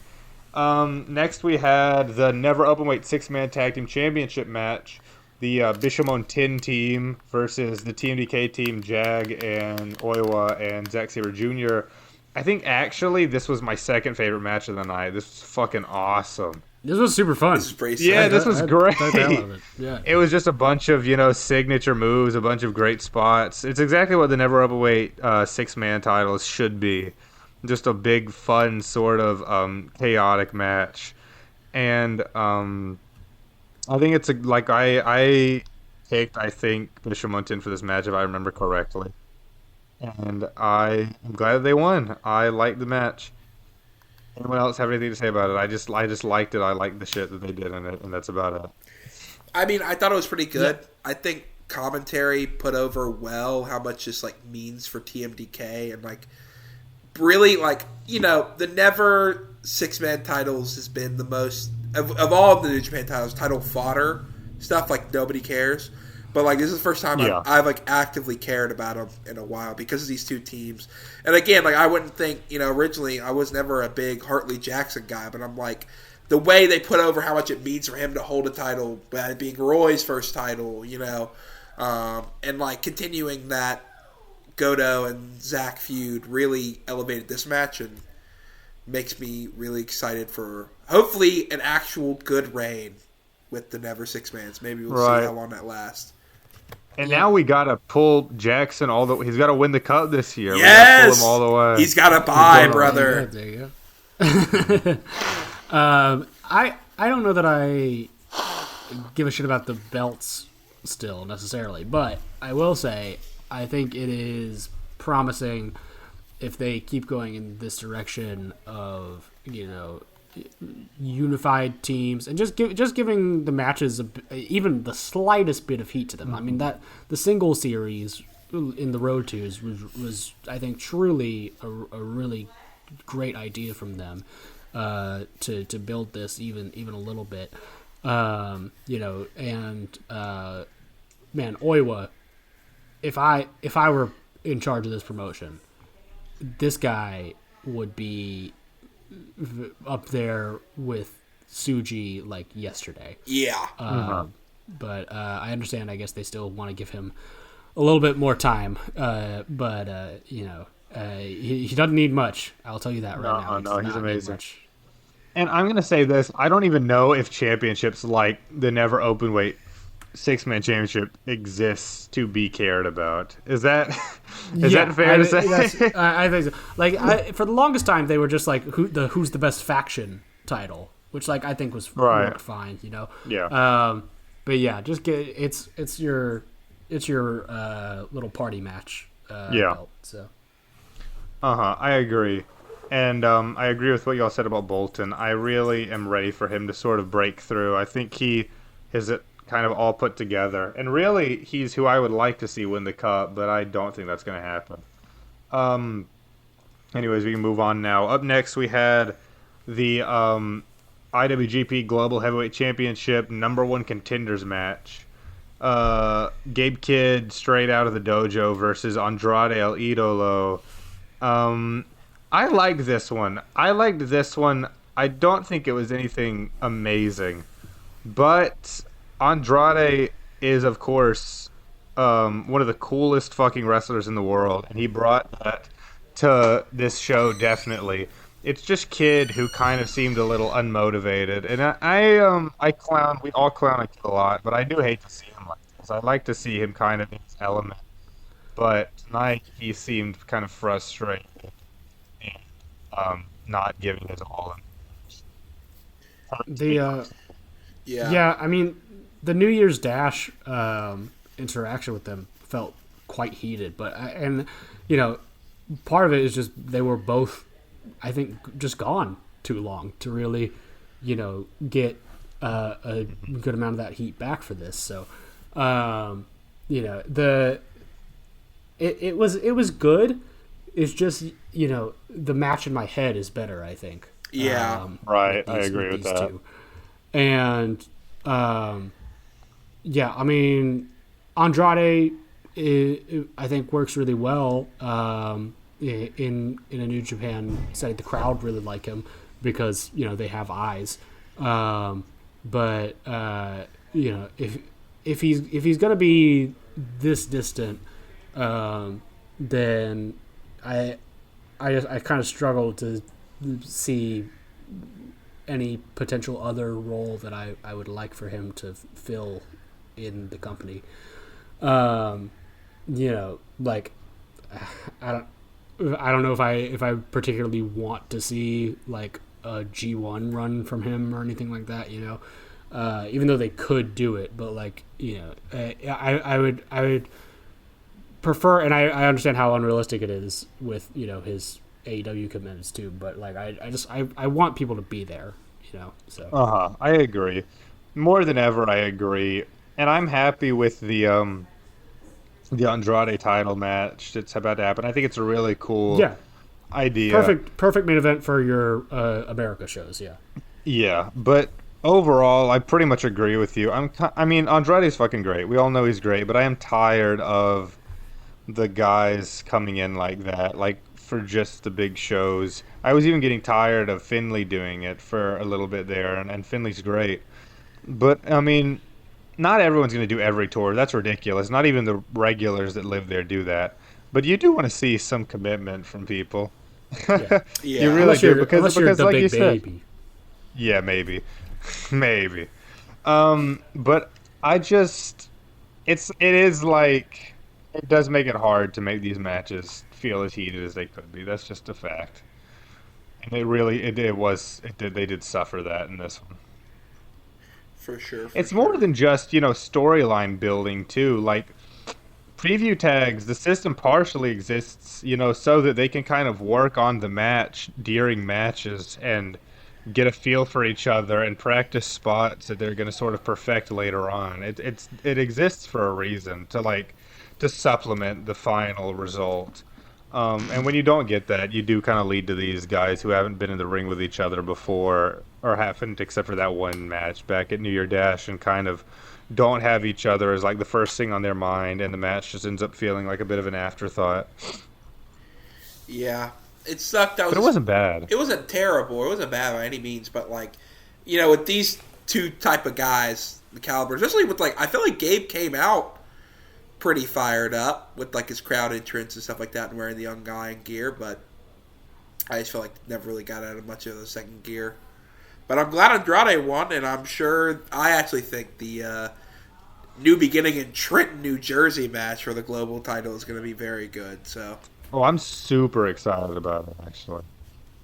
Yeah, I hope you've enjoyed this little Suji Renaissance moment, because I'm gonna tell you right now that belt is coming back home. I'll tell you where that's coming. We'll have to wait and see. Bro, that's the real Latino man. What are you talking about? The realest Latino man. Up next we got David Finlay versus Callum Newman, special singles match. Yeah, this one's pretty good to me. I don't know if y'all were won over by the Prince or not yet. I thought this was pretty good, but it was mostly kind of just trying to get him sort of as over as possible without them having a real competitive match. I'll say this. I think this gear is so bad. We laughed at it at Wrestle Kingdom, and it's still bad. So that's one thing that stuck out to me. Like, that entrance robe is terrible, and the tights are terrible.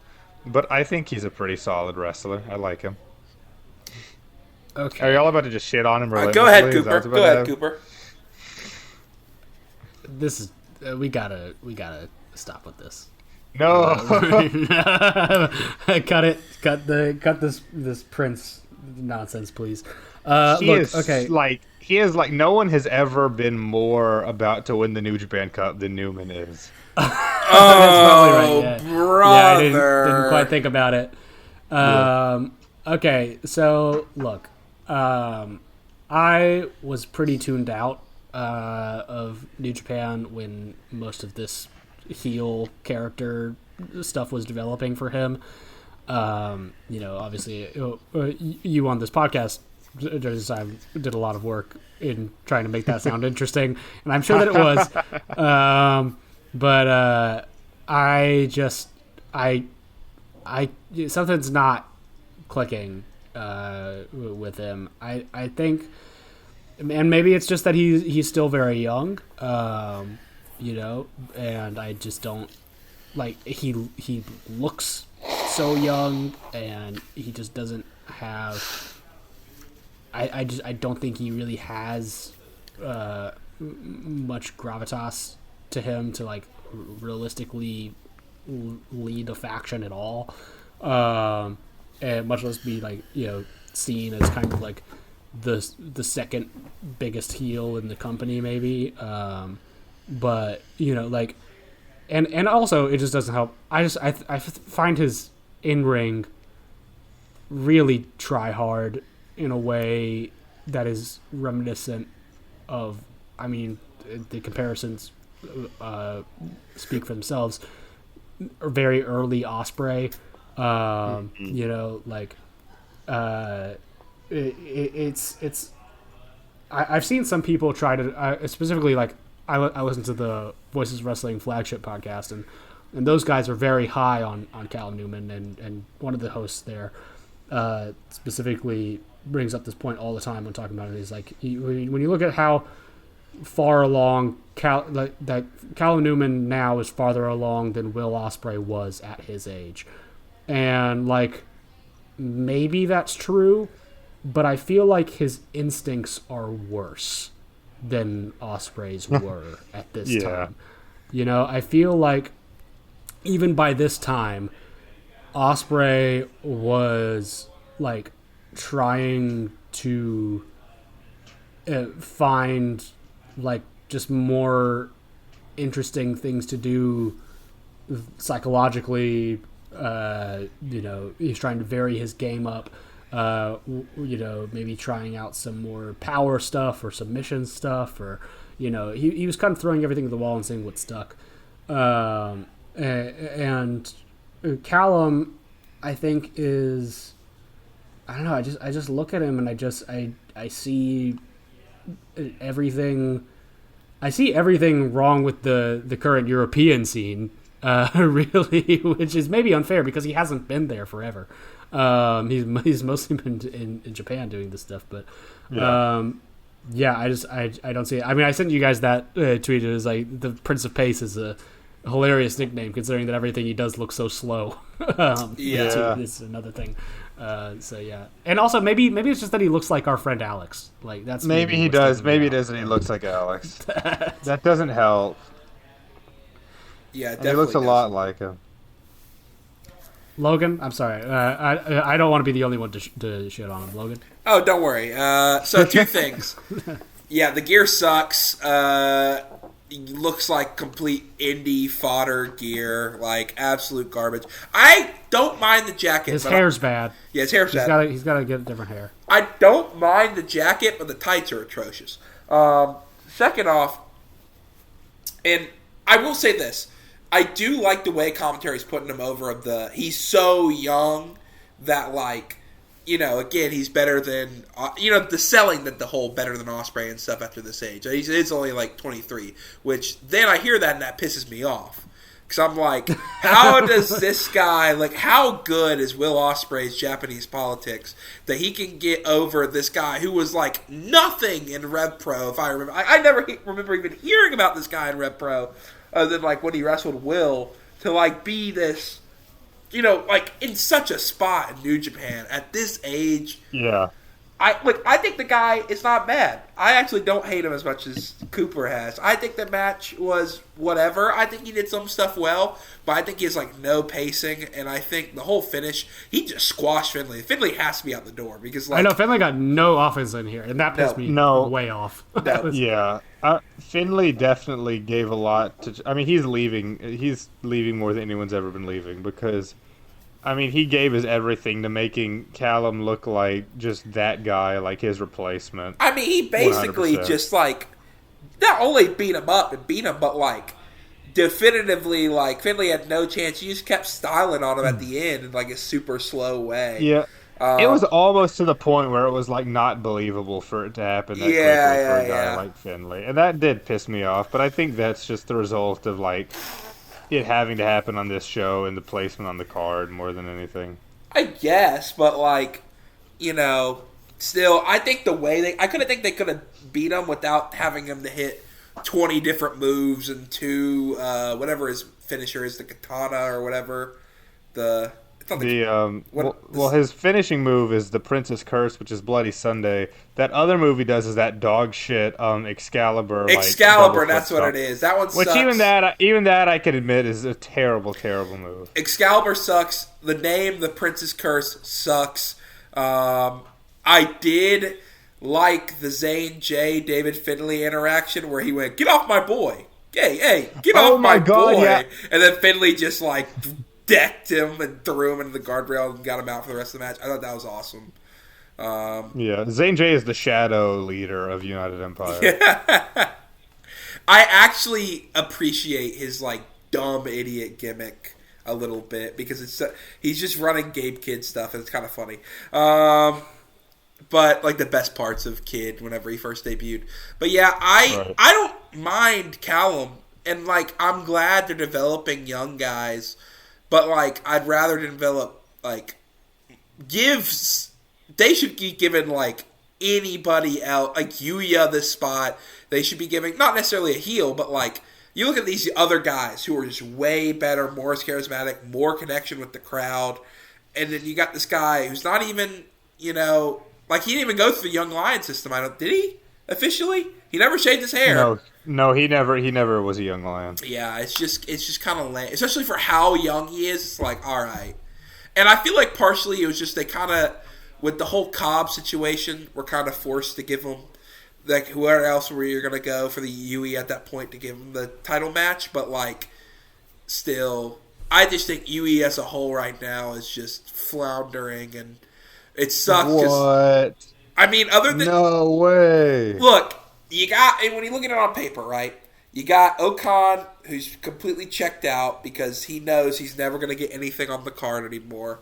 You have Hanare, who's like just got back, doesn't really have like a firm position anywhere. Maybe a never guy, but like again, doesn't feel like Akira's the only one in Andrade, but Andrade's not going to be there that regularly, No, you're forgetting to mention. You got the Jonkler. Yeah, that's my other. We'll get to him. Don't worry. Oh, we'll get to him. My thing is like I can't wait to get to him. I like Jake Lee. Jake Lee is the wait for the bell to ring type guy where it's like I enjoy his antics. I enjoy his looks. I think his finisher's good, but then the bell rings and you're like, wait. And you're like, he's even better than I ever imagined. My thing is, like, I would be more into it if the crowd was into it. And let me tell you, brother, the crowd does not care. So. No, you're right. That is a dead as fuck crowd is like, that's how you know you're watching a Jake Lee match for real. Yeah. When they're not responding to anything.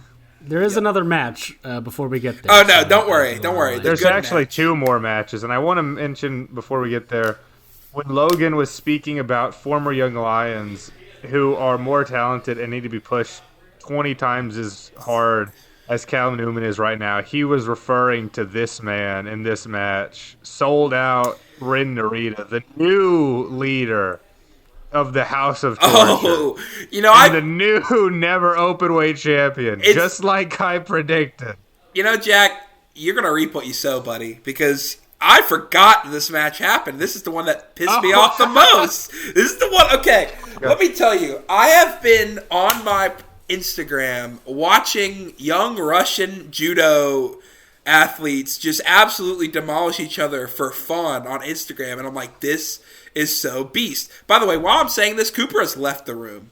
Cooper has walked out of the podcast. He has left the room because he does not want to talk about this match. I'm watching these guys just absolutely rip each other to shreds, and it looks freaking awesome. And I remember, we have like one of the greatest judo athletes of our generation in the Cerulean Blue right now. He's a never champ. He just defeated Evil in an awesome match. He's only going to grow from here. And I'm all right, with him losing to Rin Narita. It's how he lost is the problem. Complete house bollocks in the worst possible way. Like 2 minutes? You're going to have your new guy lose in 2 minutes? He's going to get like one judo throw in and then just get wrecked by everybody? Like, this sucked. The crowd was deflated. Like, nobody gained anything from this. You will not draw anything. You were a double down, no-lifer. Like, run that promo. This match sucked. It's the worst thing they could have possibly done to capitalize on Wolf. I understand you want to build up Narita, but you didn't have to squash him. You could have just had like a decent match in the house interference at the end. You really had to do a 2-minute squash? Come on, guys. The house this is like a very WWE brain decision where they don't think of it as squashing him. They think really that this is protecting him as best they can. But you're right. It is short-sighted. It does make him look kind of like a dumbass. And I Sometimes I mess with y'all and I'm serious. This time I was messing with y'all and I was kidding because I do think this is pretty bad, and I actually think Narita is bad, and I'm upset about it The because thing, I wished like this is a thing where I like really really wish that he was good. Because if he was good, I would love this decision, and I think it was both hilarious, like the house is still on top, and also like great angle. But it doesn't work specifically because Narita kind of sucks and looks like shit. And he can't do it. He just can't hold it. He can't hold up his end of the bargain, like as the leader. Um, like, oh man, I don't want to. I'm not a body guy. I hate being a body guy in wrestling. But damn, right? Yeah, dude, people were fucking to shit talking Aaron Wolf, brother. Yeah. We gotta talk about Mr. Sold Out over here before we even hashtag start to sold touch on Wolf out. time. Right. Look, no, go ahead.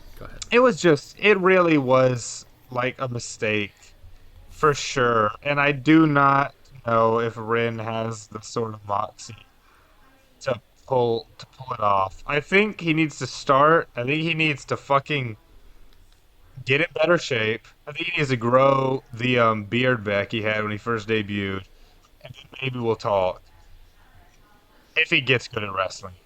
I know he can be good. I've talked before. He can have good main event matches. He's had it with a few people on the roster, but I don't know.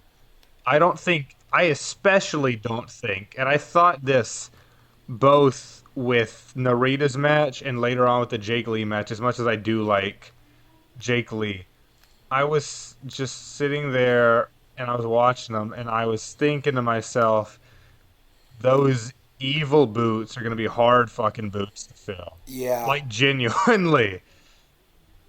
The thing is, like, Narita... Sorry, go ahead. He was just, he had it.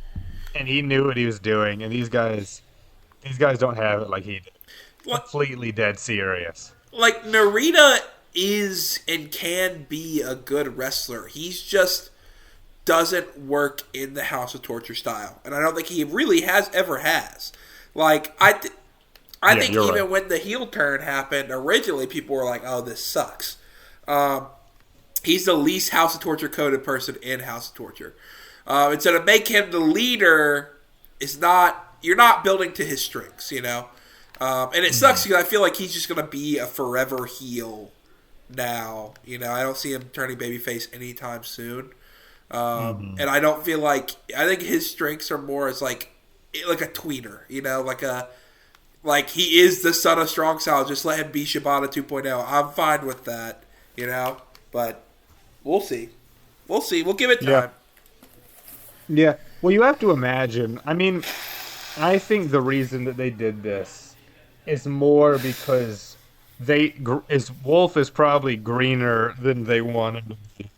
And they're like, hey, take a step back. Like New Japan, like we talked about before he won the title, you know, it's not a thing they do often. They'd like to build up their new guys with a lot of trust and get a lot of trust of them before they start putting them in big spots. And I think they kind of, I don't want to say got cold feet because I assume this was kind of always the plan, but I think they just weren't willing to go all the way with him like we all wanted them to.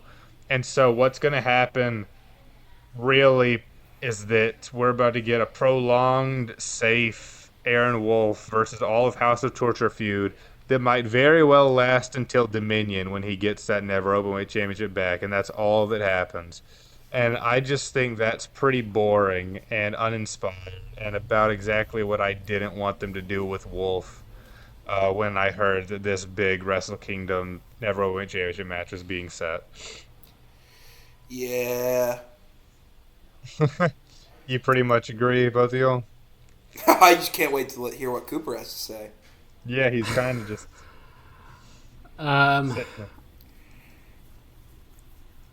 Three chances we have had to just cut off this House of Torture thing entirely. All right? 3. Evil versus Tanahashi, Wrestle Kingdom 19. I was in the building. All right? Right. Mm-hmm. Stipulation for that match should have been Tanahashi's career versus the House of Torture. Disbanding. Being a thing. Right. Then the Bullet Club feud with the Dog Pound cage match. Stipulation for that should have been losing faction disbands. Right? And then it wasn't. And we kept going. And then this fucking Aaron Wolf thing. It should have been the Evil's Neverweight title, or then they just, that's what it is, right? You've had these golden opportunities, and they have not taken it, and they're probably not going to take it for, another, a couple of years at least, because I think they think that this gets heat, like, in a proper sense, and I don't know how to tell them that it doesn't. Aaron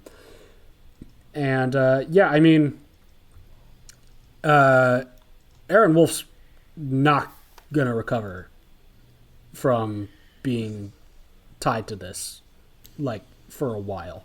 Yeah. Right? Like, any hopes that you had of this guy potentially being a really huge top star for you has probably been, I would say, cut in half at least, as a result of this.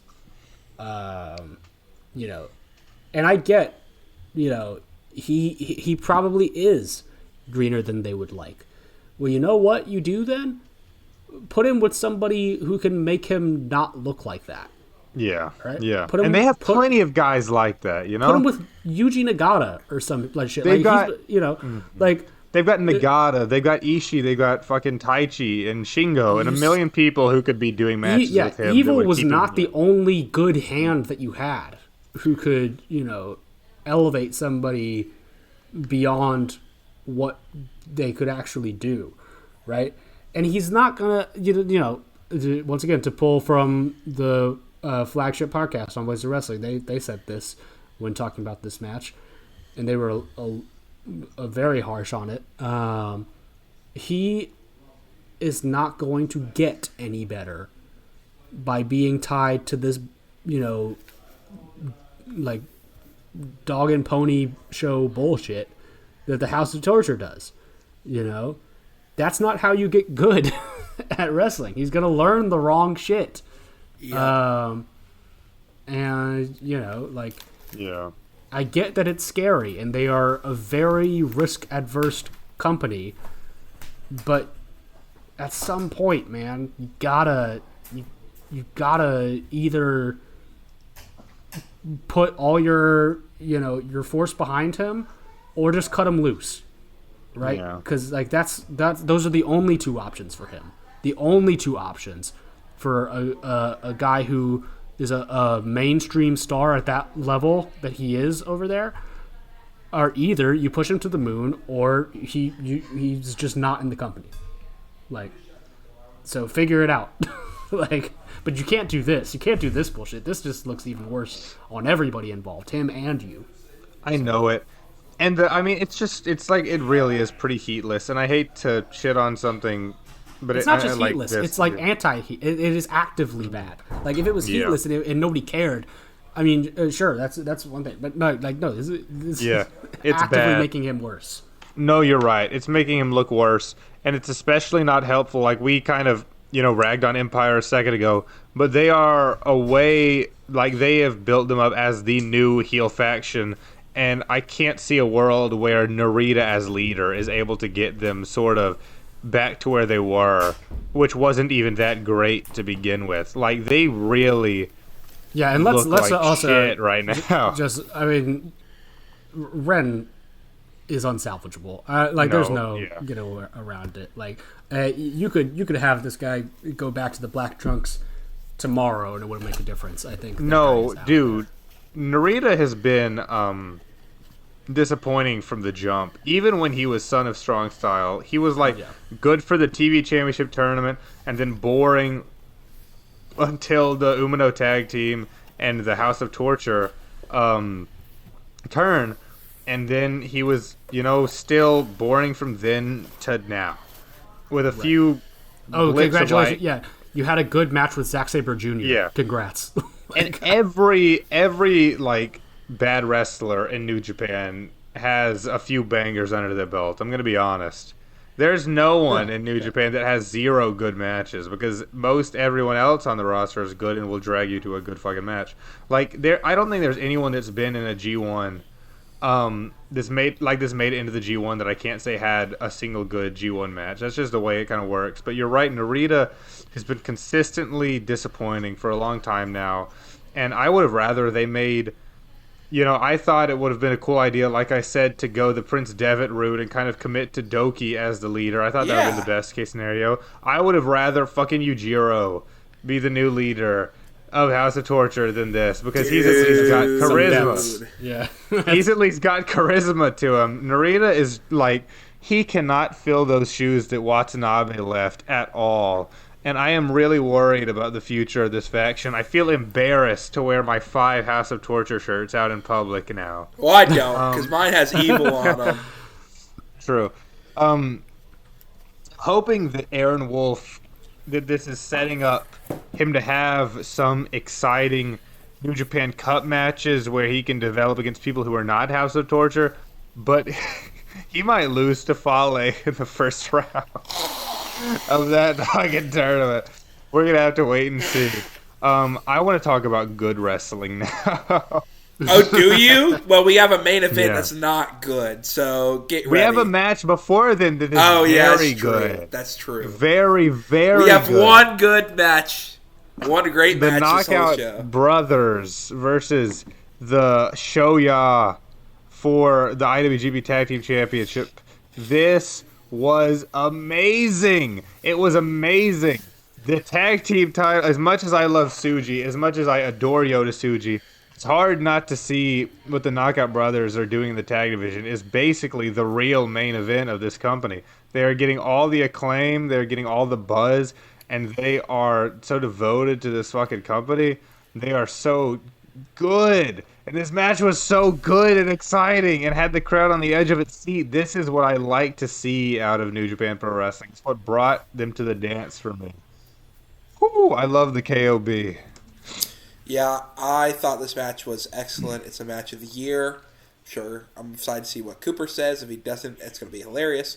But I really loved, and I think commentaries put it over well, of, we talked about it for weeks. As the story was that, Shota and Yuya are feeling like the younger generation are lapping them and taking the spot that should be theirs, and that they're getting left behind, and they don't like that. But I like how, has Shota won a title in New Japan yet? He still has not won a single belt. Okay, because they said Yuya's thing was he wanted to win his first title, but Shota is just fighting mad. Hey, that's the other way around? Listen. No, you're right. I think they did say that, but they are wrong. Yuya Uemura was a one-time winner of the very prestigious KOPW championship, the provisional championship. Oh, that's true. But my thing is, I think Yuya, if you don't push this guy now, what are we doing? I think the crowd has gone over for him so well. I think he, out of everyone in that match, other than, the KOB were already made men. Yudo has been, everyone's already expecting, okay, when is this KOB stuff going to be over so we can get Yuya in the singles division, which I say wait a little bit longer on, because I think they both need to develop a little bit more. I don't know how well Yudo can translate to a singles wrestler just yet, because, again, sometimes tag teams hide a lot of flaws. Yuya looked amazing in this match. I think Shota looked whatever. I think he looked fine and good, but I think Yuya looked like an absolute star. He did have a lot of great moments, and Yuya's so good at the little bits, like the drama of it all. He's great at emoting and all that kind of stuff. It's what drew him to me in that one sort of G1 where he broke out in the first place. I want to shout out Ice, who has this amazing ability to bring out, the best out of a lot of these guys that are his peers. He gets them both like so emotional, and people like, that's funny because the whole build was them sort of making fun of the two for the crowd not supporting them. But when the bell rings, they're able to actually get the crowd hyped for their opponents, which is a unique skill to have. Yeah. It's one of the things I appreciate most out of these two at such a young age. I really like Yuto is a great brawler with a great character. Oscar is actually the one that brings these matches together. He is amazing. He is the best, like, sort of giant archetype wrestler that I think I have seen in a long time. He is just so intimidating and explosive. And when he has, when he's got people for the fucking choke slam, it's dramatic and you're worried, like, for his opponent. And he's just, like genuinely, it's a feeling that I have not kind of experienced, as I feel like I was a young kid watching wrestling. Guys don't, like, tall guys in wrestling don't hit like this nowadays very often. And he's doing it without, like he has got a style where it is sort of explosive and exciting for the modern day without him just resorting to, like, hey, I'm a big man who does, like, athletic moves. But what he's doing is, adding a little bit extra spice to his sort of the regular move set for that kind of a guy. He's got really great looking body slams and that crazy leg drop where he jumps like 5 feet in the air, and I'm sure is going to kill his spine in the next 5 years. That running tombstone is ridiculous. Again, it cannot be good for him, but I am glad we have it right now. And I've like fallen in love with Loy Bay. I think he is so damn good. And like you said, Yuya was a star of the show in this one. He really got what makes him special across. I think Shota did pretty well. For what it's worth, I think he is a great power guy. Shota sometimes is kind of a weird comparison. If we ignore all the character stuff, Shota kind of reminds me of Kinsuke Sasaki with his moveset when he's just doing the power shit, and I would love for him to just lean into that, but I feel like it's kind of too late for it. His lariats and shoulder blocks and power bombs and body slams all feel very reminiscent of a guy like that I really like. I just wish that all the stuff that happened before hadn't happened and we could start from scratch with him, but that will just, that's impossible. You can't turn back time. Regardless, this match was just high stakes, high drama, and crazy intensity from start to finish. And I think these guys, like I said, Tsuji is the world champion, or the heavyweight champion, but the brothers are like a real attraction to watch in modern wrestling. They are doing it. They're hitting like few acts for me. Just really, really good wrestling. And I will pass it off to Cooper now to talk about this because I have gone on for far too long. No, it's fine. I could listen to you go on about the KOB for hours on end. Trust me. Mm-hmm. This is match of the year. This is great. Oh, big time! I fucking adored it. The first 5 minutes of this match were better than maybe any full-length wrestling match I've seen this year so far. There is a fire and a hatred and just a real, like, shock to the system that is in those first 5 minutes with these two teams. That it was just immediately after the bullshit that I had watched previous, like, to see that,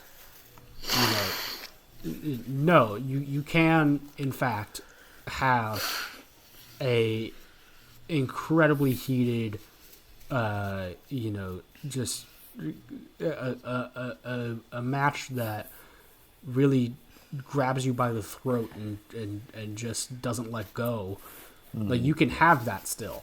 You don't need to mess with the formula and have all this bullshit around it. Like, I was trying to think of a more clever phrase, but I kind of couldn't. Like, it is exactly what I don't think just I come to this promotion for, but what I think most people come to the promotion for is for this kind of feeling.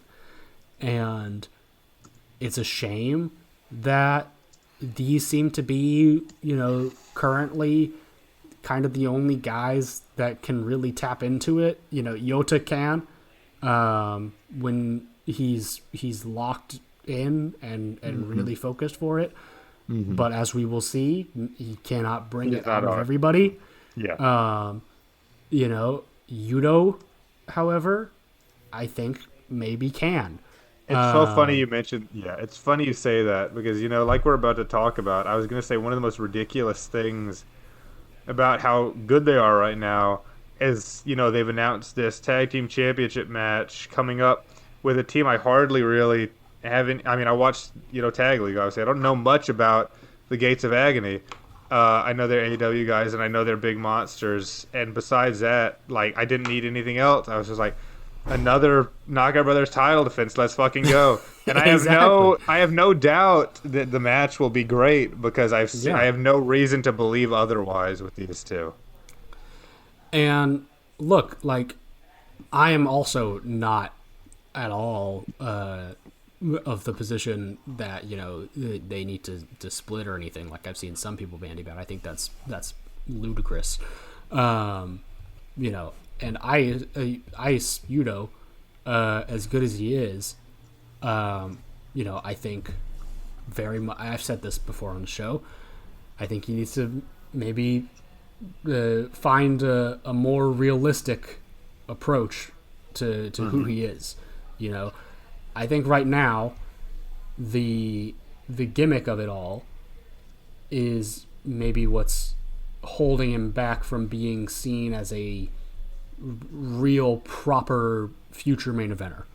And I don't know if it's going to take him just going back to being Yuto Nakashima for that to happen, because the thing is, like, his in-ring I wouldn't change a single thing about. It is I think the presentation that is going to need to be, if not fully changed, just dampened down a bit. Like, I love how open and expressive he is. Clearly, I'm sure we're gonna get to his big moment in the denouement of the show, but I think that's a really great trait to have. But all these kind of trappings that he surrounds himself in, I think are maybe like barriers to that, where he doesn't need them.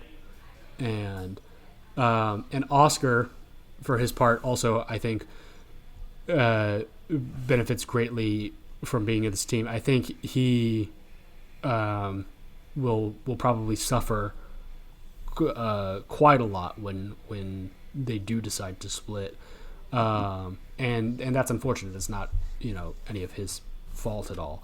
I think he's got a good sense of himself in the ring right now. He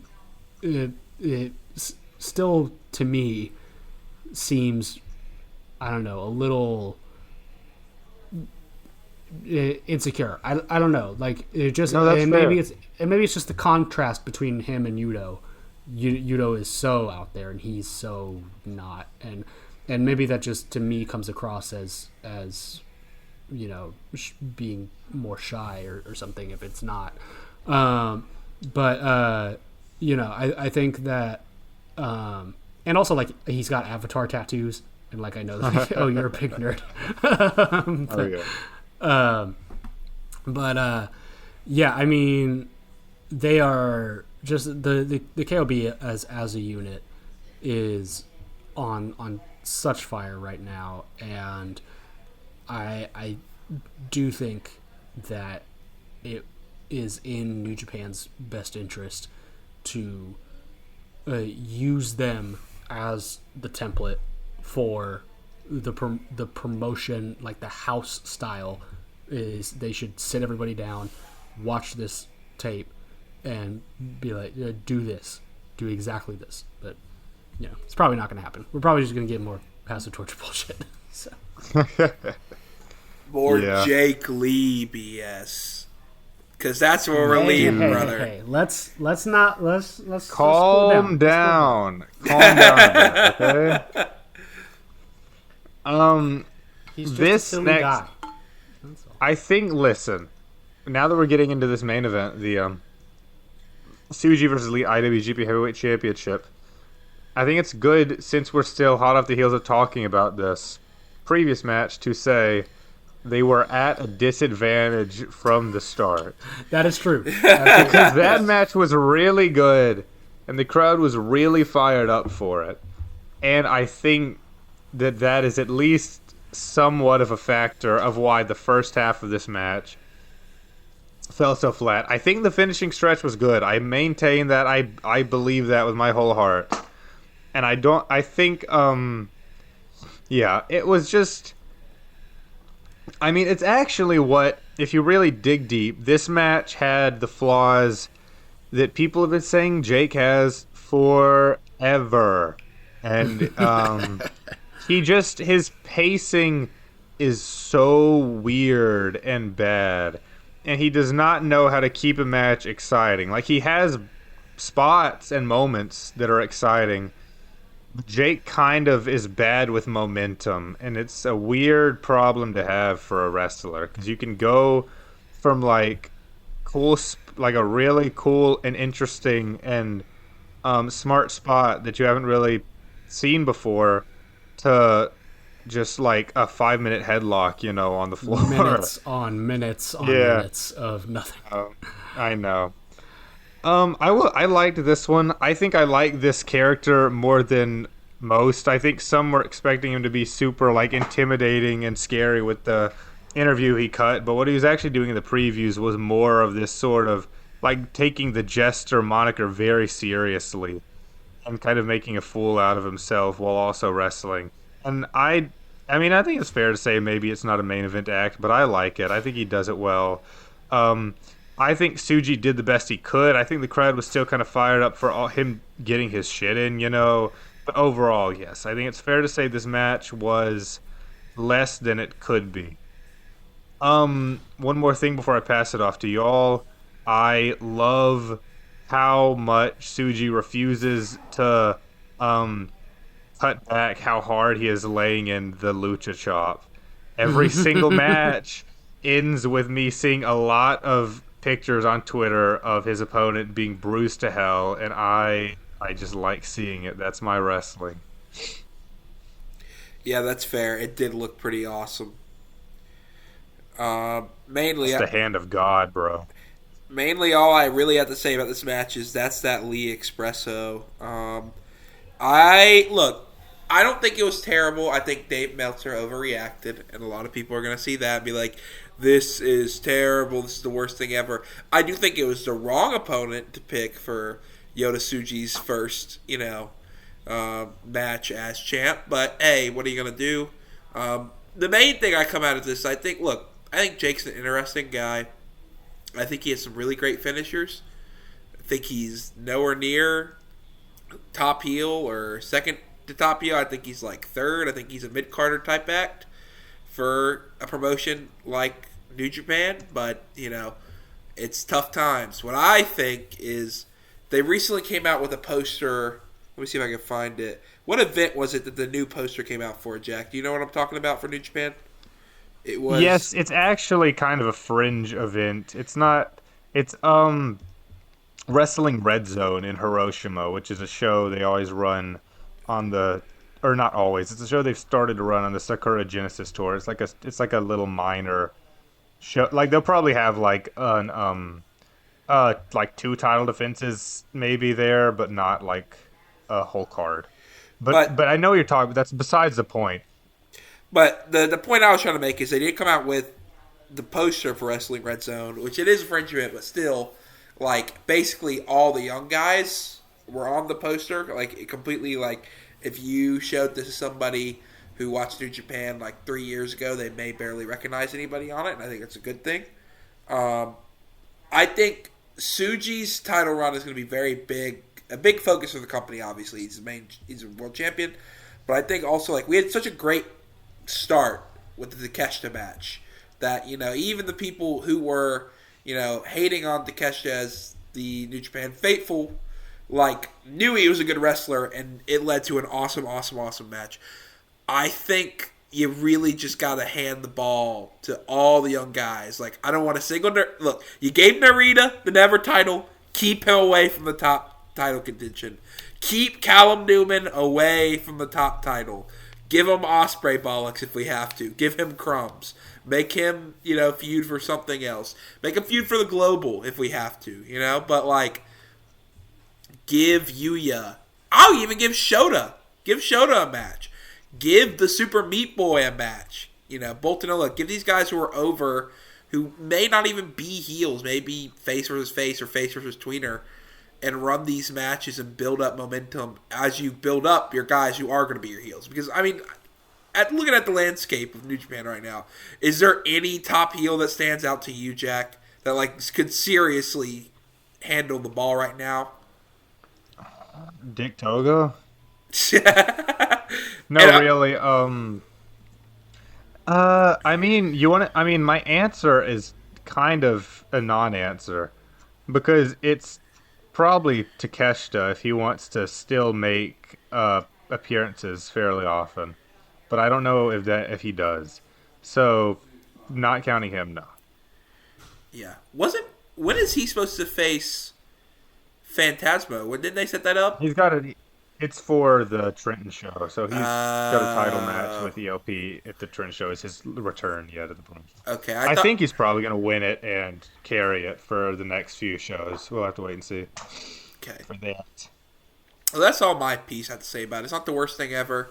It just sucks that the crowd that's my main thing at Jake Lee. I don't think I would have as much of a problem with them if the crowd just cared, and the crowd did not care. Even with, like it felt like it was I feel like there was multiple matches in the card where I felt like the crowd cared more about than your world championship. But we know it's not because of Tsuji, So it's like it has to fall on the heel at that point. If the crowd's into it, then I think it would have worked better. But, with no reaction, it's like, okay, this is meddling. So, Cooper, what do you have to say? Well, not too much different other than what I texted you guys after I watched it, which is just, the man is born for Row 2 tags and tournament runs. That's what he's good for, but that's what this version of him is good for.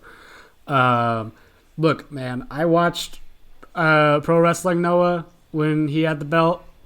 I've seen this show before. All right, so I was not too surprised or disappointed necessarily to see that Jake Lee worked a Jake Lee match. Like that's I'm familiar. I will say that the experiment was interesting, and that the crowd I thought the crowd was more forgiving of all of his weird shit early on, and were kind of playing up with him, like particularly like when he does lean it more into comedy, but then there's just so much dead air that I think that more than anything is what caused kind of the malaise of the crowd later on. Yeah, I mean, it wouldn't have been my first choice for Tsuji's first defense ever. I'm surprised that it was, considering that I assure you, New Japan management has seen the Jake Lee GHC matches too. That's why they signed him, I assume. Yeah, I mean,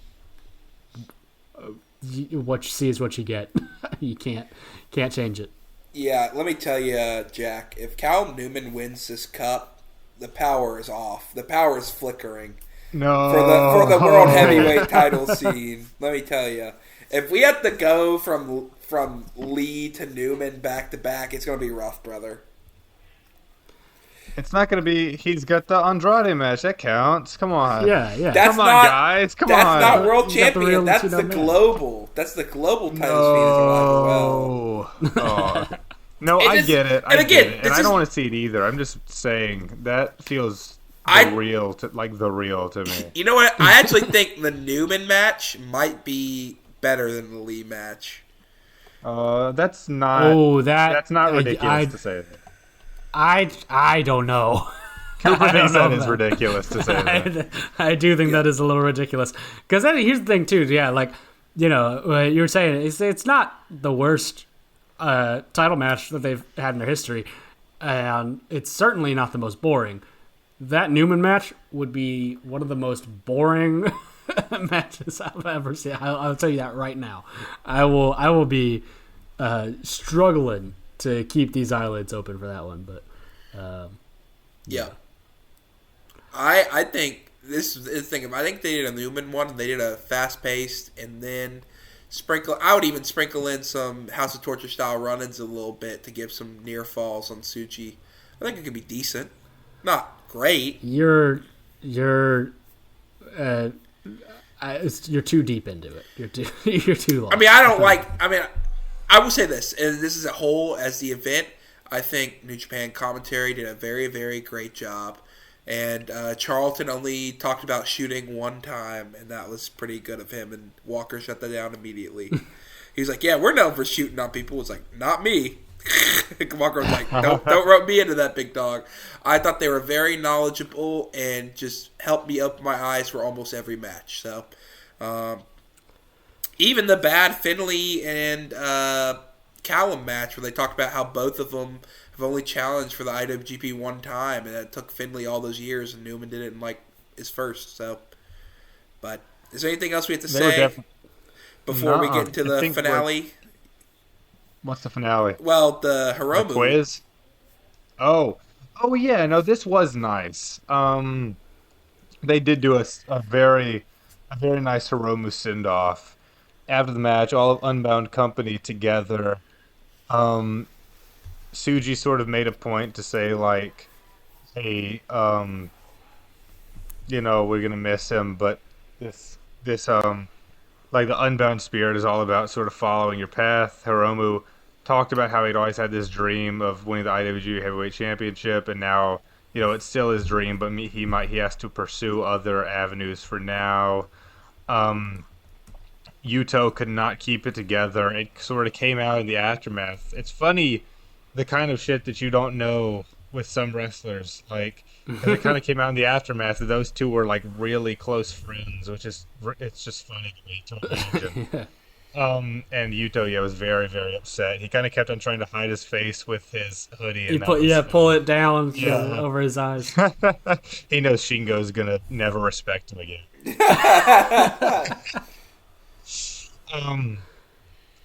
Yeah, and then it was a very nice moment for Hiromu. I do wish him the best.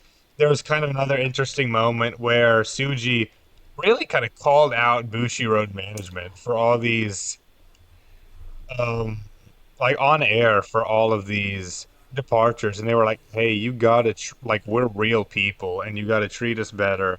And he made a point to say something. You know, Bushi Road's their main thing is trading card games. Besides the Stardom and New Japan subsidiary. And Tsuji said, "You have to treat us like people, not trading card games." And then Kadani, the guy in Bushiroad who's in charge of handling New Japan, went on Twitter and had to fucking say that he's sorry to any trading card fanatics that they might have offended with what Tsuji said on the show. And oh man, this sucks. They seem to be this sort of combined with all the departures, combined with what Okada said after Wrestle Kingdom this year, it sort of does paint a picture of a very frustrated roster with how their Bushiroad overlords are handling things, and it makes me sad for him. I hope that Tsuji, being the kind of man he is to speak out about these things, actually does affect and like starts helping sort of change the culture of the company and not just make him sort of a pariah or just have them not care at all and things continue as usual. That's probably more likely. It's a shitty situation, but I'm glad he has the balls to speak out about it like he does about most things. And yeah, Hiromu is gone to the land of the land of H, I guess. I don't know.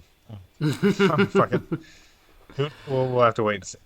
Good show though, I thought. Yeah. Did you see the Hiromu and Yuto pics that came out today that New Japan posted? I did not, but I did see a few other no, I didn't. I'll send it to you on Instagram, but they posted it. It said some wholesome Yuto Ice and time bomb photos for your timeline provided by Yuto. It's like a picture of them getting ice cream together with Yuto showing his chain, them drinking and eating together, and them at like the store getting fits together too. It's like they looked like they're besties. That's so funny. Like I said, it's funny there's a lot of wrestlers that sort of are very open about their friendships, and they always have something they can't talk about as much because of whatever's happening on the show, and that's just really funny to me. They ended up secretly being best buds. I like that. Well, it'd be the funniest if the real reason Unbound Co happened because he was Yuto and Hiromu just wanted to be in a faction together, and then now he's leaving. Now the monkey's paw is curling now for him. And Shingo knows a lot about that too. yeah, Shingo. All right, well, he'll never live it down. Do we want to? Nor should he. When does the cup start? I think we should, since we are already 2.5 hours into this. I think we save Cup and New Japan and USA till next week because it's not till It's not till February 27th and March 4th, respectively. Okay, yeah, that's why I'm making sure that it's not immediately next week because I'm I don't want to cover it unless it is. So, but before we go back to the States, we should go ahead and get this championship quiz out of the way. Yep, me and Jack tied because I just strayed as close to Jack as I possibly could.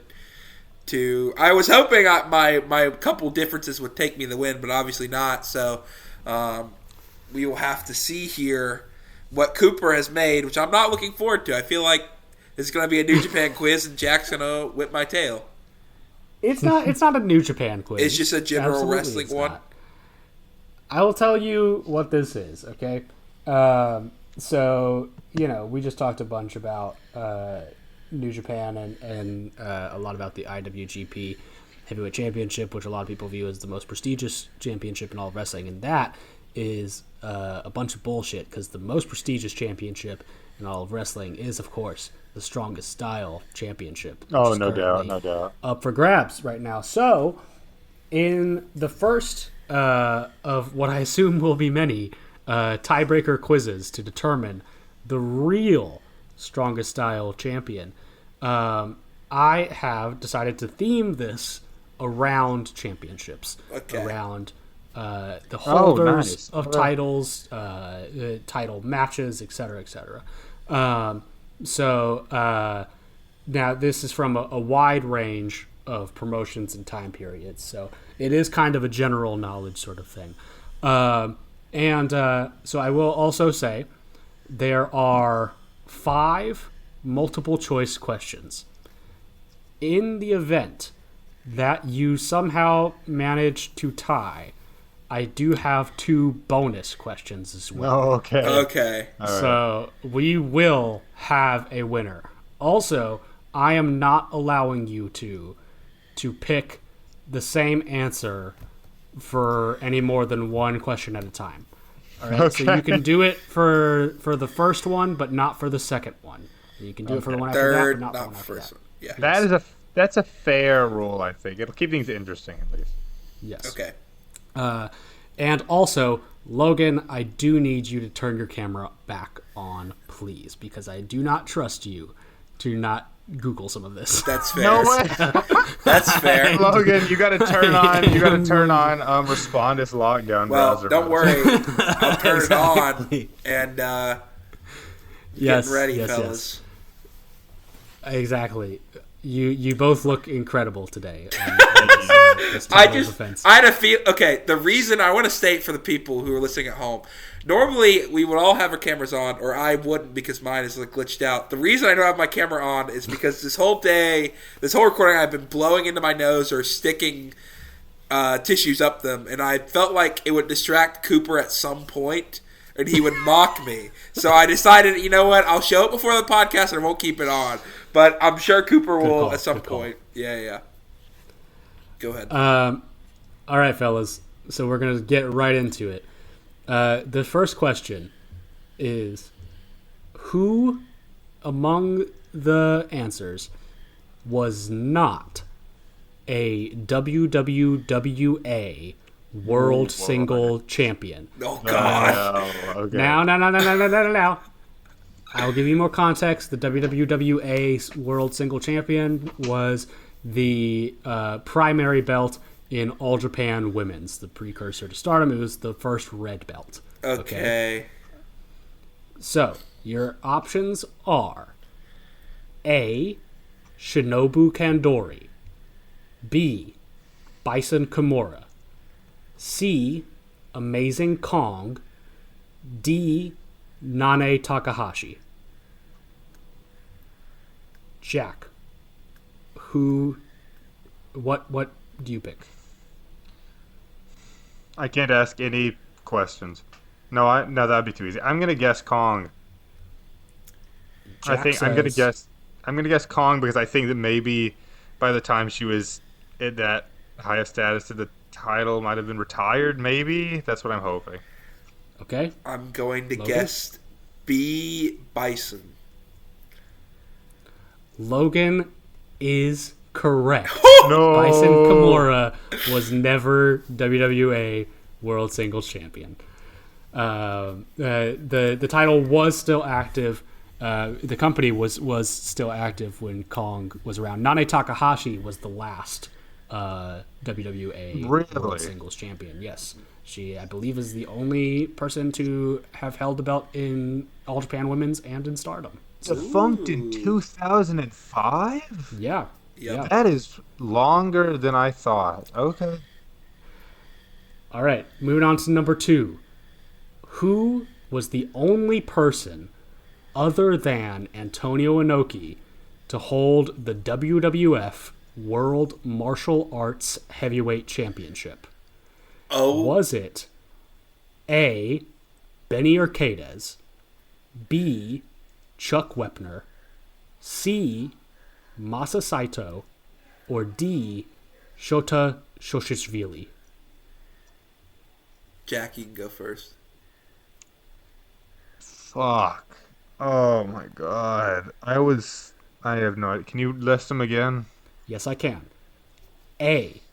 Benny Urquidez, B. Chuck Wepner, C. Masa Saito, D. Shota Shoshishvili. Alright, we're locking in Wepner. We're going Wepner. Jack says Chuck Wepner, the man who Rocky is based on. Yeah, okay.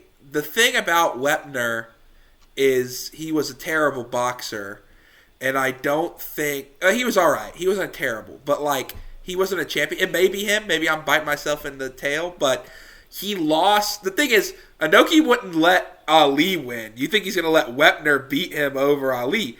what's hilarious about this is whenever we were talking about Inokiism, I looked up Bob Sapp on New Japan World and was watching Bob Sapp matches. But I looked up Bob, and during this, all the Bob Backlund matches happened. And I'm literally watching one of the martial arts matches like right before this.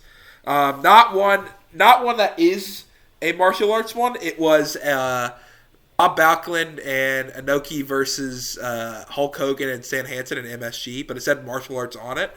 I'm going to guess D. I don't remember the guy's name. I'm going to guess D. Dude.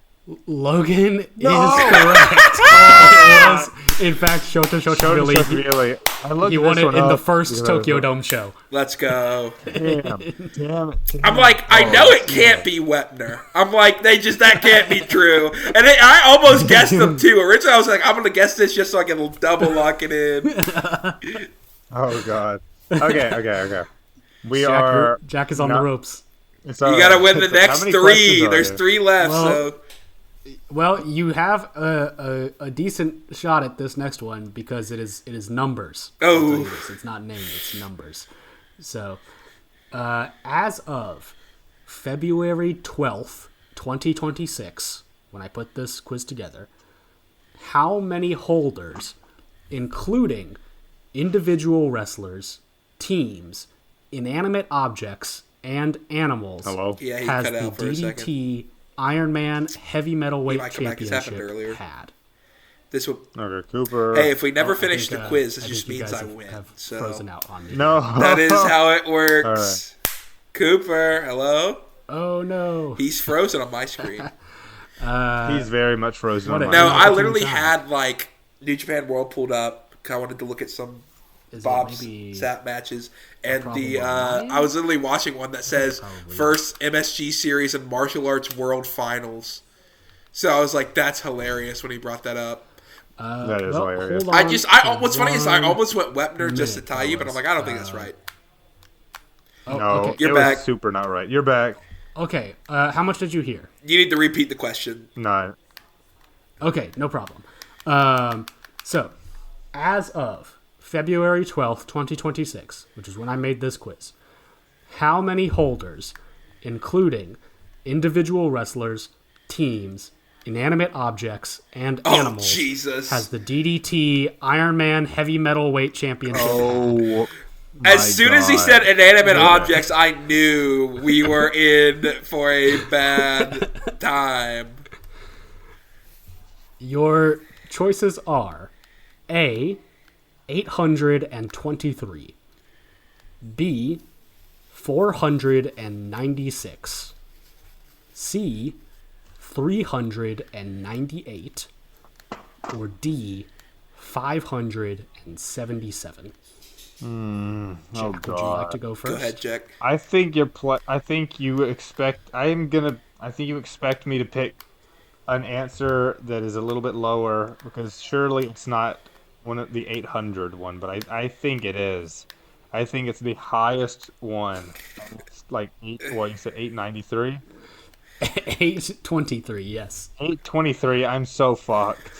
But I'm picking 823. I actually think Okay. that's right, but I'm gonna do parody so I can play for the tie here. I'm gonna do a 500 answer. You are There's- both Yes, right, in yes. this instance. Yes, yeah. It is 496. A nice, low, reasonable number for a title belt to have.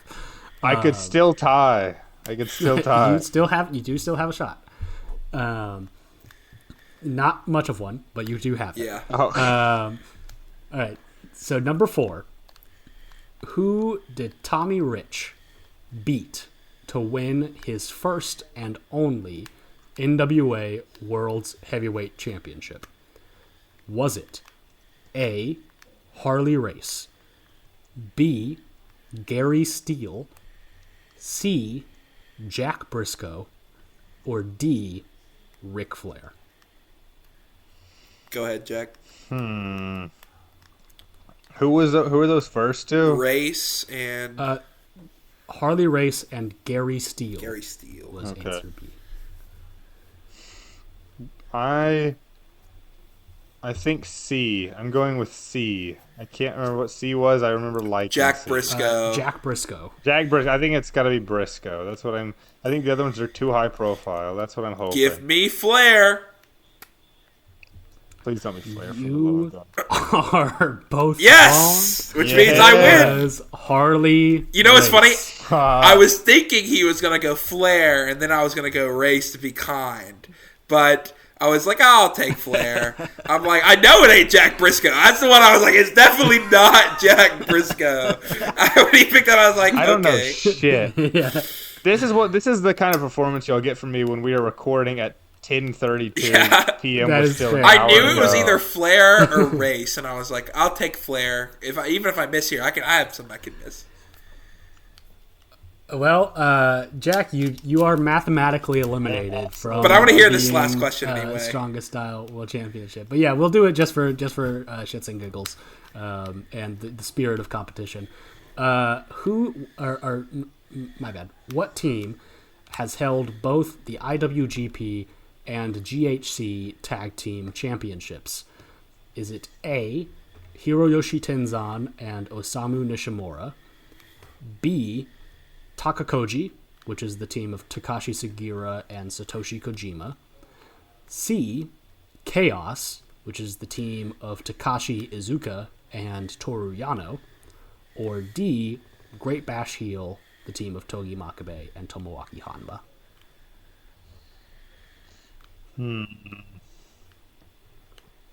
Jack, you have nothing left to lose. Yeah, it's like I don't have anything. What was that?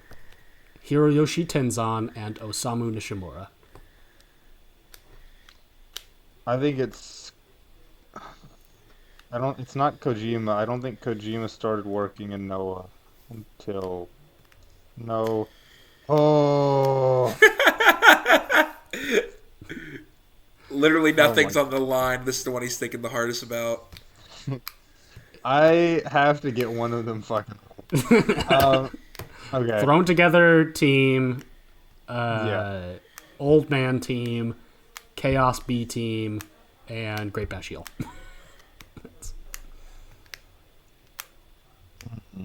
I think it might be Yano and what's Izuka. my Yeah, best yeah. guess.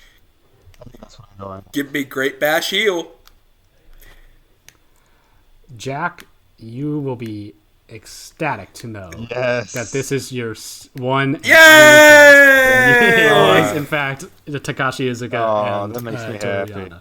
I have redeemed myself just a little. I had a feeling, but I wanted to split because there was no chance of me losing. Because I thought either it's like he gets a point or it's hilarious when I get 3 points and he gets none. Well, I was waiting for you to say the Good Brothers or TMDK. So, which I don't know if the Good Brothers have, but I would have picked them anyway. I couldn't. The Good Brothers have not won Yet. No. They will soon. And also, just for shits and giggles, I'm going to tell you what my bonus questions were, even though you don't need to answer these. Logan, congratulations. We'll send you the belt in the mail. So the bonus was going to be, what is Cooper's favorite design of the WWE Championship? Oh, that is a good question. Yeah. The choices were the big green belt from the 70s, the winged eagle, the 2000s undisputed, and the modern one with the network logo on it. Oh wow. Undisputed. But, you know. You know me. Yeah. It was, in fact, the undisputed. I love that belt. And then the bonus was who was the referee for the Texas Death Match at All In 2025 for the AEW World Championship. And it was Paul Turner. I would have got that wrong. I would have said Bryce. Rest that one. Yes, the options were going to be Bryce, Aubrey, Stefan, or Paul. So. Not the terrorist. Ref. Yeah, there you go. So, there you go. History has been made today. All right. We are all each one-time Strongest Style champions, and let's just say it's going to stay that way, guys, because I'm never holding on to this. I'm never dropping it. I feel like God. You gotta be careful saying that in your home. I'm sure I'll hear something from my dad in the morning. Yeah, worth it. It was funny. Those two I got right.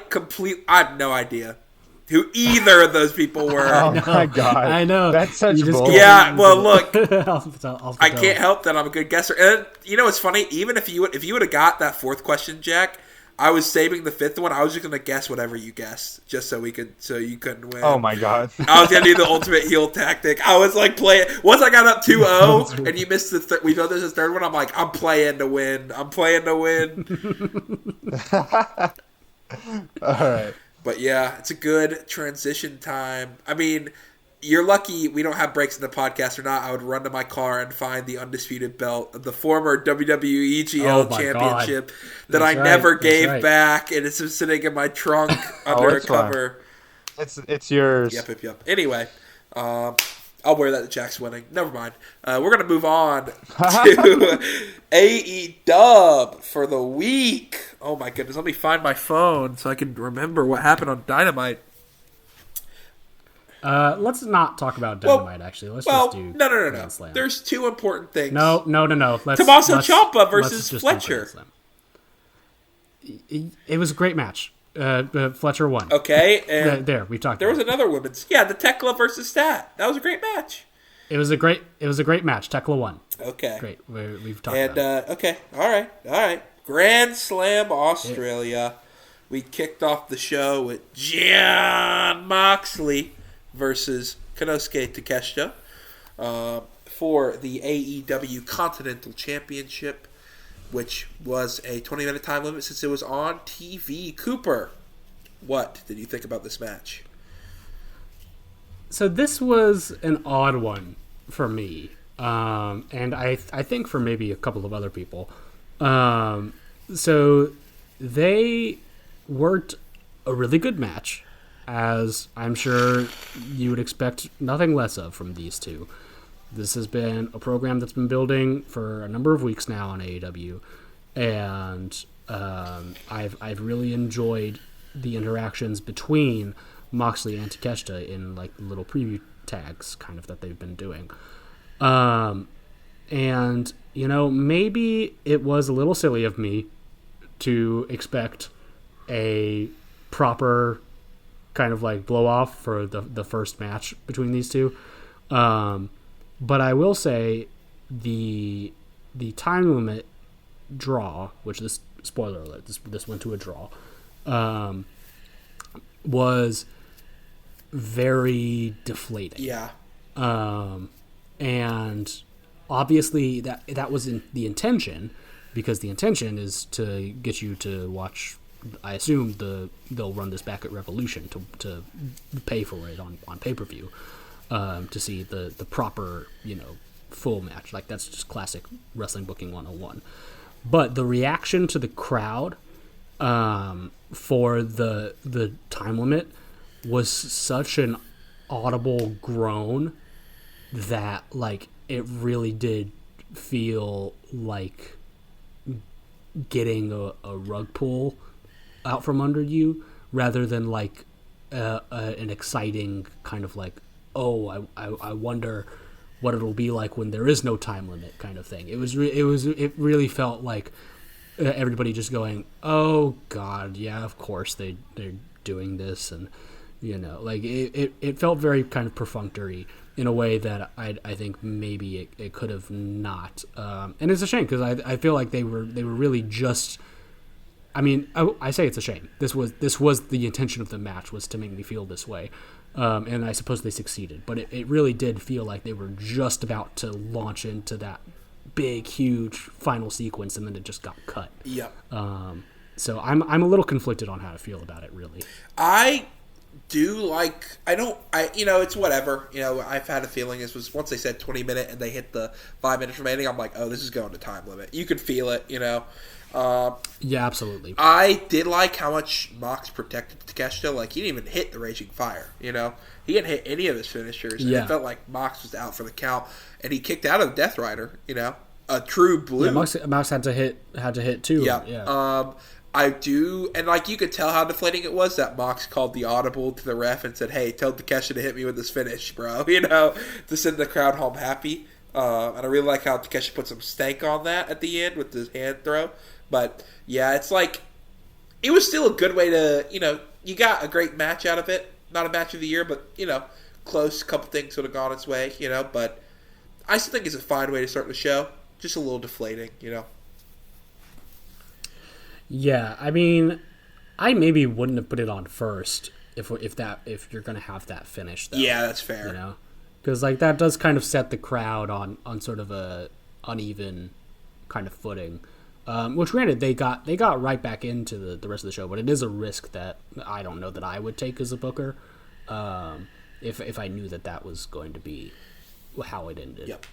And then we had the Babes. Are we going into all the promos, just the matches? But sad. I don't recall any of the promos, and I don't have it pulled up for me right now, so we can just go match for match. Well, the next one was the Babes of Wrath versus Mega Bad for the AEW Women's Tag Team titles. This was an alright match. Harley Cameron wins in her home country by a roll-up on, I'm pretty sure, Ford. I don't think it was Bane. Definitely wasn't Bane. It was not Bane. It was not Bane. It was a little sloppy, but everything with Willow and Bane was great. The two really good workers. And after the match, we got the debut of Lena Cross. Friend of the show. Hey, we got I did apologize to her on Twitter on the live tweets. Yes, I did say I'm sorry I was so annoying at DPW. You have to understand it was just Mesaruga's time. It was Mesaruga's time, brother. You don't got to tell me nothing. We also got a clip of her going hi to us. Remember, she was super friend of the show. She loved us. Yes. But yeah, I thought this was an interesting wrinkle because it doesn't really seem like Bane is very happy to be hanging out with Lena Cross, and it seems like also they're there's another big woman. Another big woman. She had firmly established the big woman dominance in this team. Yeah. On top of that too, it looks like Bane's also going to be challenging for the TBS soon, which will be interesting because Bane is someone who's been booked really, really, really strong. I think she's only really had the loss to Tony that I could think of, which was like a roll-up, if I remember correctly. It's definitely, I think, her only singles loss. But Willow also just got that title, so they're going to have a really great match later on. And I'm interested to see where Lena Cross goes because she's just like a heavy hitter for them. I feel like that's kind of redundant with Bane there. I feel like maybe they're just doing that to set up something down the line, or maybe separate Bane from Ford and have Lena take over that tag spot.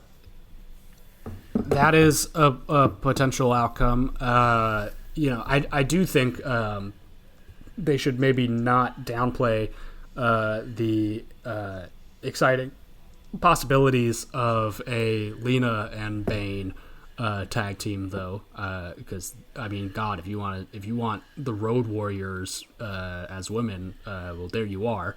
I would love to see that pairing.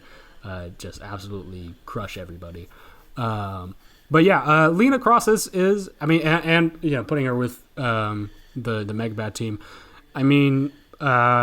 She's super, charismatic. I'm interested to see what kind of character stuff they end up pulling with her in AEW. But obviously, from our experience with her in DPW, I know that she can get a crowd just wrapped around her finger like basically instantly.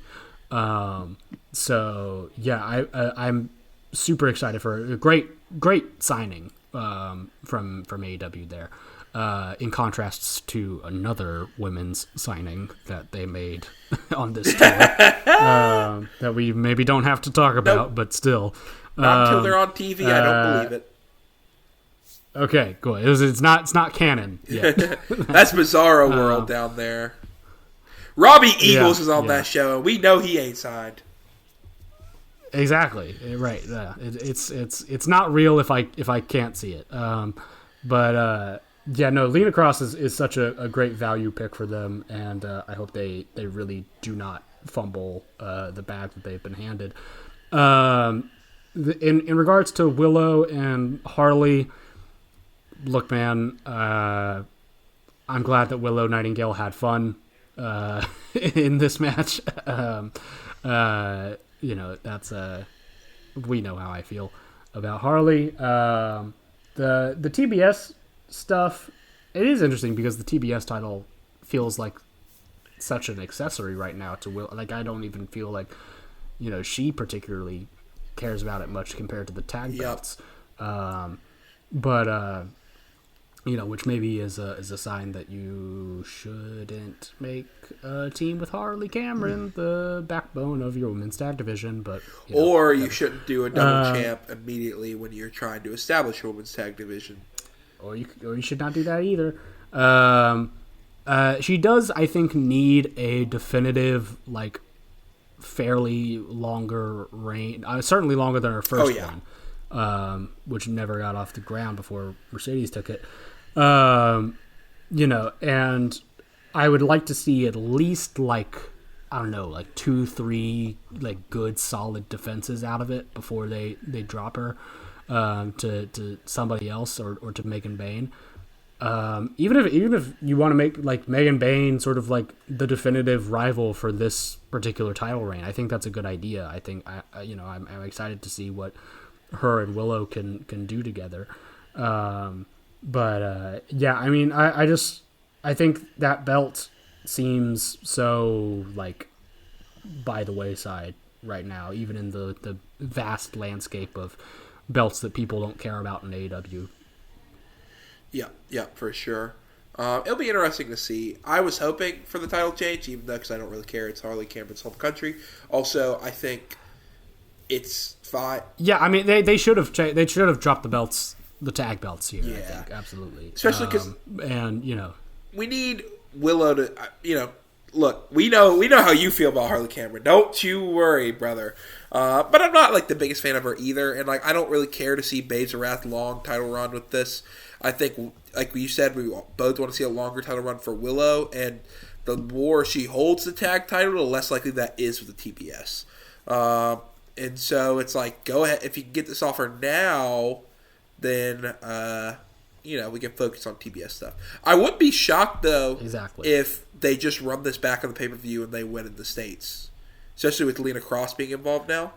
And then they can run the TBS title match for Willow and Megan, with Willow winning that and then going on to have her run. So we'll see. Yeah, works for me. But then we move on to the real Latino man, Andrade El Idolo, versus Hangman Adam Page. Cooper, I have a feeling you're going to say something here, so I'm going to let you speak. I think you know exactly what I'm going to say. Logan, Jack. I'm here, yep.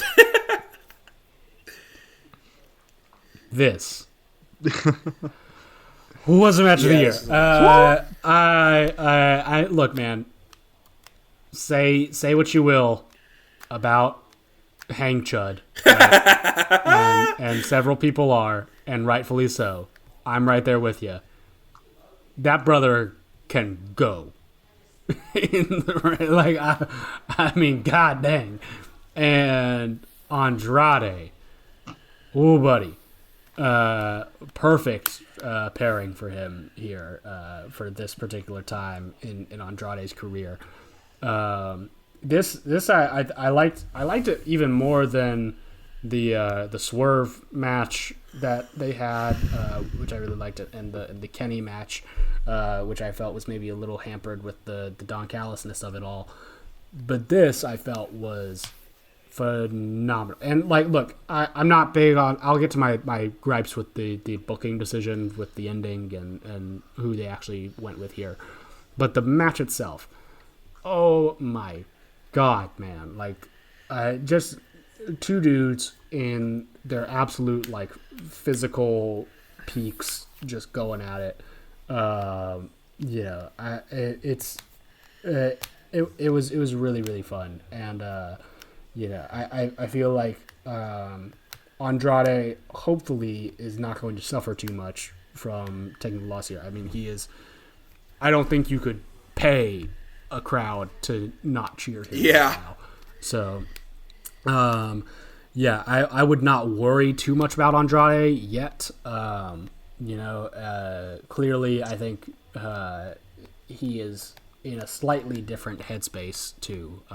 So maybe, he'll be a little more cooperative with taking the occasional loss. But yeah, Logan, what did you think about it? I thought it was great. Wrong man won, but aside from that, The wrong man absolutely won. I mean, look, I'm not mad about it. I'm sure Max and Hanger will have a great match they had last year. And Tony, he loves to book the same match 1 year later with higher stakes. That's his thing, But, like, you had lightning in the bottle. Sometimes you have to run with that. And especially with, like, top of what Hangman's done recently, outside of his TV stuff that has gotten a lot of fans down on him, this was the perfect opportunity.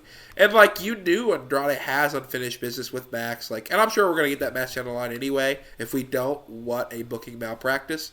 But, like, I thought the match itself was phenomenal. I loved all the interactions. I even, we joke about the Hangman taking the picture thing, but I like that little spot too of him going to the other fan. That was bad timing. It was bad timing. Bad. I would have been like, Yes. Was it bad timing? Yes. But aside from that, if we wouldn't have had that, it would have been hilarious. Perfect. Sure.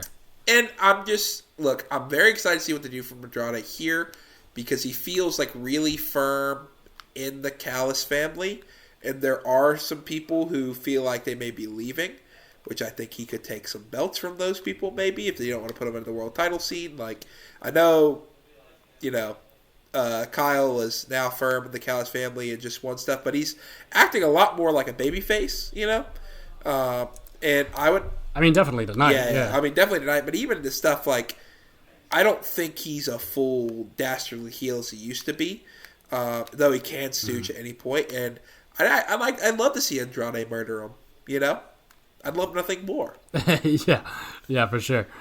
I mean, my biggest problem really with it, aside from also just the kind of the tone deafness of thinking that your largely online fan base, which AEW is, would not pick up on the Hangman stuff, is kind of hilarious. But but the choice of going back to him and Max for Revolution. Yes, it is 1 year later, but with bigger stakes, and that is the hallmark. But like, man, I don't know. Like, it just can we do and same thing with the main event later. Like, can we not just have like a really kind of balls to the wall, kind of insane decision? Everyone it is kind of weird. I am asking them to intentionally throw a wrench into their plans, but I don't know. I feel like it would just be more interesting than this match that I already know the result of this match, and I know what the promos are going to look like. I know what the build is going to look like. I've seen all this before, and I think it like would it kill us to go out on a limb for like once and just do something totally out of left field, especially when there's so much momentum behind it, both for Andrade and arguably later on too for Brody, which is not to disparage the individual matches. It's just it's an overall booking philosophy that I am, I don't know, a little I find myself getting just sort of bummed when I read the results is all. So yeah, and like I'm fine with like you having your booking, like the things you do, because every booker will have like a certain things that they do, but like when people start to spot that, it is interesting to play against that, like Everyone's seen the whole... Yeah, there's a point... Go ahead. I was just going to say, I mean, like, there is a point, in writing, is like, don't... if you're writing, like, a mystery and you have it that the butler did it, then don't suddenly change it that, the maid did it at the last minute just because people have caught on, right? I get that. I really do. But also, I think wrestling in particular really benefits from a kind of unpredictability. Yes. That, when wrestling starts to feel like I can tell what's going to happen, before it does. If there's not even that slightest little bit of doubt in my mind, then it becomes background noise. Well, wrestling especially, because the whole thing about wrestling is, unlike other sports, it is predetermined.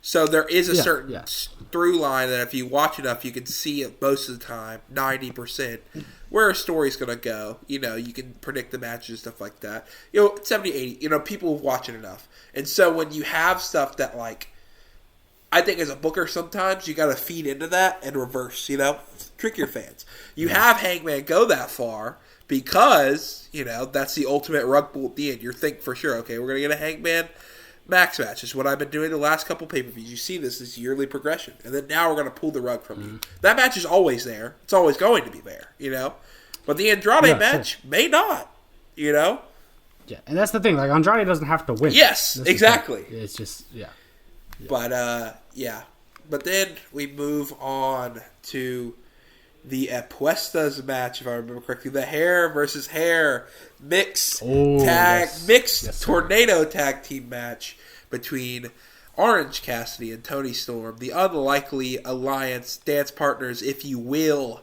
versus Death Riders FC, the team of Marina Shafir and young Wheeler Yuta. And that dastardly heel is sporting part of Mina Shirakawa's hair that he cut off on Dynamite in his own hair as we walk into this match. He's such a little freak. I hate it. It's a little freak. He's like twirling it around. Yeah, he's like showing it off, that little braid that he's got. Yeah. This was awesome. This was amazing. I loved every bit of this. This was a match of the year for me. I don't know about you, Cooper, but I loved the fast. Go ahead. Didn't quite get there, but I mean, yeah, I dug it a lot. Well, mainly, I think Wheeler Yuta, somebody tweeted it out, maybe Monticello or Trevor Dave or something, that, you compare Wheeler to his contemporaries, like, who had, like, a high ceiling, like DG and all these other people who've kind of, like, fluttered out. And, like, Wheeler hasn't been given a lot, but everything he's been given, he's done great. He is such a good little dastardly piece of crap. And he just knows how to get people to hate him, And I think his hair was like another reason people were like, his stupid hair, his stupid long hair that gets all in his face, can't see anything. He looks dumb. And so to have him grow it out just for this match was, chef's kiss. I don't know if this was the original plan. Maybe he just wanted to grow it out, and then they're like, okay, keep growing it. But I thought...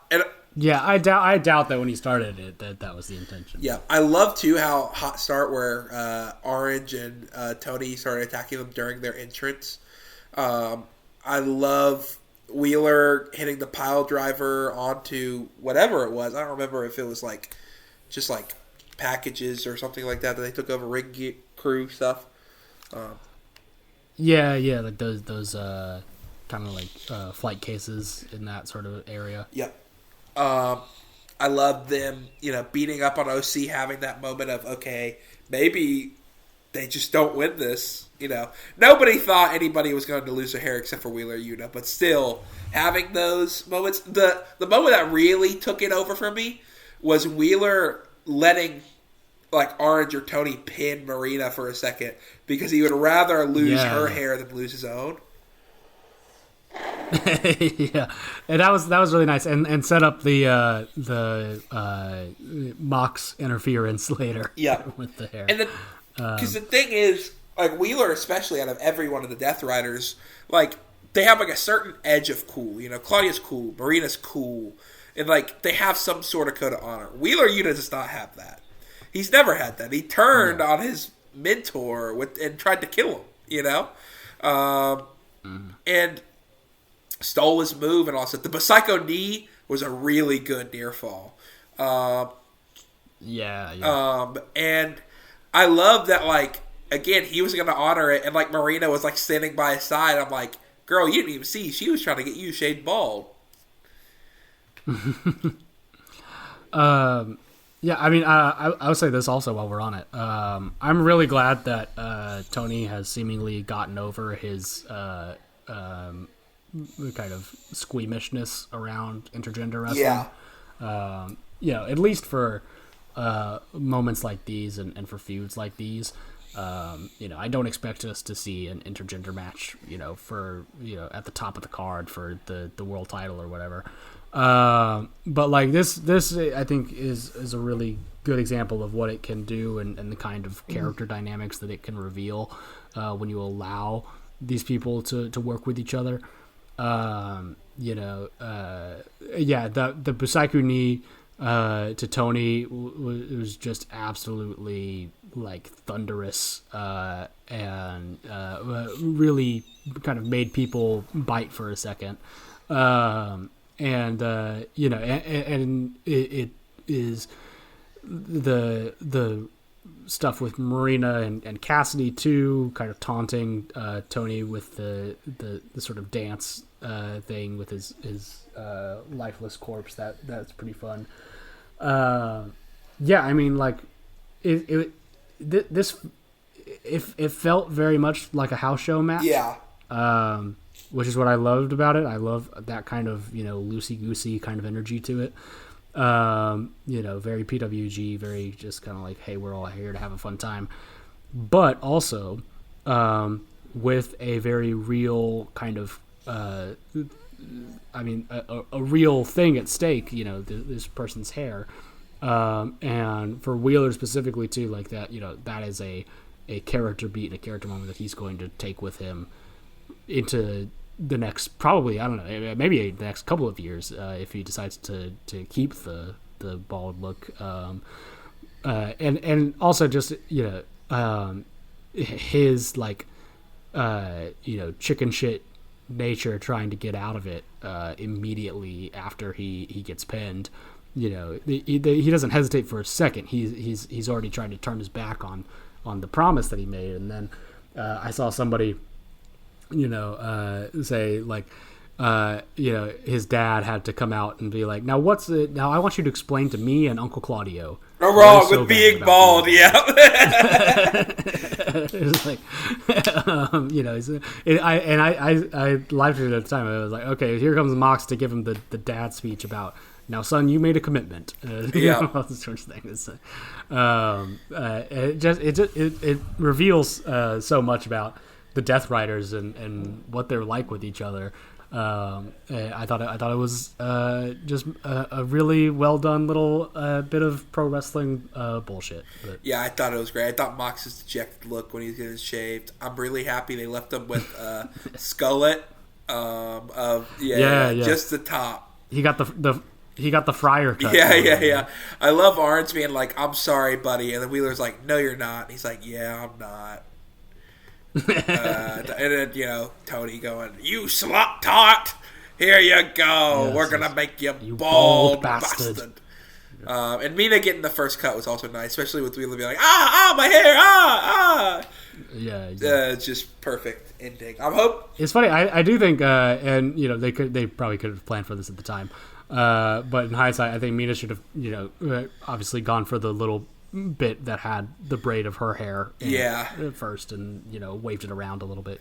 Yeah, because Tony got that for her later on. But then we move on to Kyle Fletcher, the hometown boy, versus Mark Briscoe in a ladder match. Me and you, Cooper, last week we were talking about how much we don't want to see another Kyle Fletcher and Mark Briscoe match. And of course, we got it with Game 7. And I think both of us were, maybe I'm speaking too soon, but I think I was very pleasantly surprised with this match. I think it's up there for the best of this whole series. And I think it's a match of the year. Well, Logan, I was very critical of this decision to run back the Fletcher Briscoe feud, and obviously we did talk about Dynamite, but then with the announcement on Dynamite that this would be in a ladder match, I was also my spirits were low because I've seen so many ladder matches in AEW and they all kind of bleed together. But then Logan, something happened in this match that really just spoke to me, and I'm gonna back away real quick. God. Actually, oh God. So in this match, at a certain point, Mark Briscoe and Kyle Fletcher are both at the top of the ladder, and Kyle Fletcher grabs Mark Briscoe by the head. He lifts him up, and from a ladder that I am assuming is maybe 12, 15 feet off the ground, Kyle Fletcher gives Mark Briscoe a brain buster! Brain Buster! And I just about lost my mind. Yeah, that was insane. The J Driller onto the ladder too. The J Driller was great. I love the J Driller. The Brain Buster, though. Can we talk about the Brain Buster? Yeah, it looked. I want to talk about the Brain Buster. The Brain Buster. The Brain Buster. The Brain Buster. It looked absolutely gnarly. It looked so bad. I have been replaying it in my head for the last couple of days, and they don't mess with it either. They don't angle it back into a back suplex. He brainbusters that fucker from 12 feet in the air, and I do think Mark maybe got up a little too soon from it, but man, just the fact that he is totally fine is a miracle. Well, Genuinely. I thought, or did he get up and then he threw him off the ladder and he got stuck under it and that was the end of the match? I thought, maybe I'm misremembering, but I thought he didn't get up much after that. I believe he did. I believe he got up and tried to go for Fletcher. I might be mistaken, but no, it was. Oh my God, that's one of those images that's gonna just stick with me for a while. Yeah, brutal. But then we move on to the main event: Brody King versus MJF for the world title at AEW Grand Slam. There was a lot of rumors this week that Warner Brothers was keeping Brody off the show. Sorry, Jack's having a manic episode. This distracted me for a second. No, I'm not. I'm petting my dog. Okay, you keep moving back and forth. You're like the voices, but. No, yeah, I'm losing it. I'm you're going too much dumb talk. Too much dumb talk. But it's but how it feels to be the one Shed Nihon freak and a group of dub sickos. Yeah, but I didn't even know that Ciampa lost the TNT Championship until y'all started talking. And we just moved straight past it too. We didn't even talk about it. That's how much of sickos we are. But anyway. There was a lot of rumors that Warner Brothers was keeping Brody King off of Dynamite because of the F-Ice chants that were given at the week before, which was awesome. But all those rumors were quickly dispelled because we did it in Australia, baby! Yep. No censors applied here, at least, yeah. No, I had some doubts about all that from the start. It's not unlike AEW to pull somebody that is in a hot program right now for a week. They do that more often than they probably should. So I was never really concerned. But I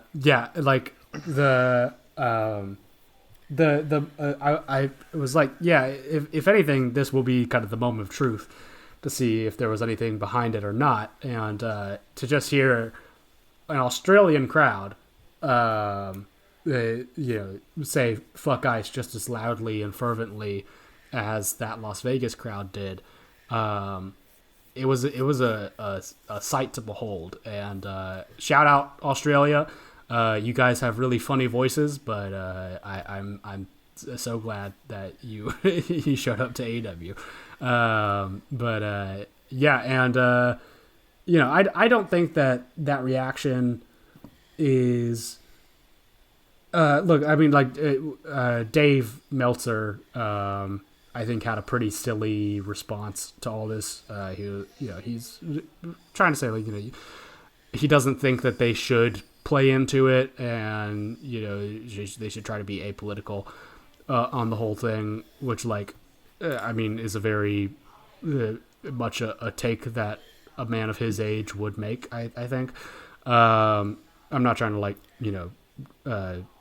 talk smack to Dave Meltzer or whatever, but it's just a very boomer kind of take on I don't things. say this very often, but okay, boomer. All right, that's the only response you can give to that. All right, man. Right. I mean, it is kind of risky for them. I'm not gonna say that it's not. I mean, because WBD is very much in negotiations for a sale that the current United States government could very well interfere with if they don't like their programming. So it is a risk, but I don't think it's quite the risk that Dave thinks it is, because let's be honest with ourselves, AEW is not on the top of priority for WBD, or I imagine any particular entity that would be looking into their attempted acquisition. So I would not stress too much about it at all if I'm Tony Khan.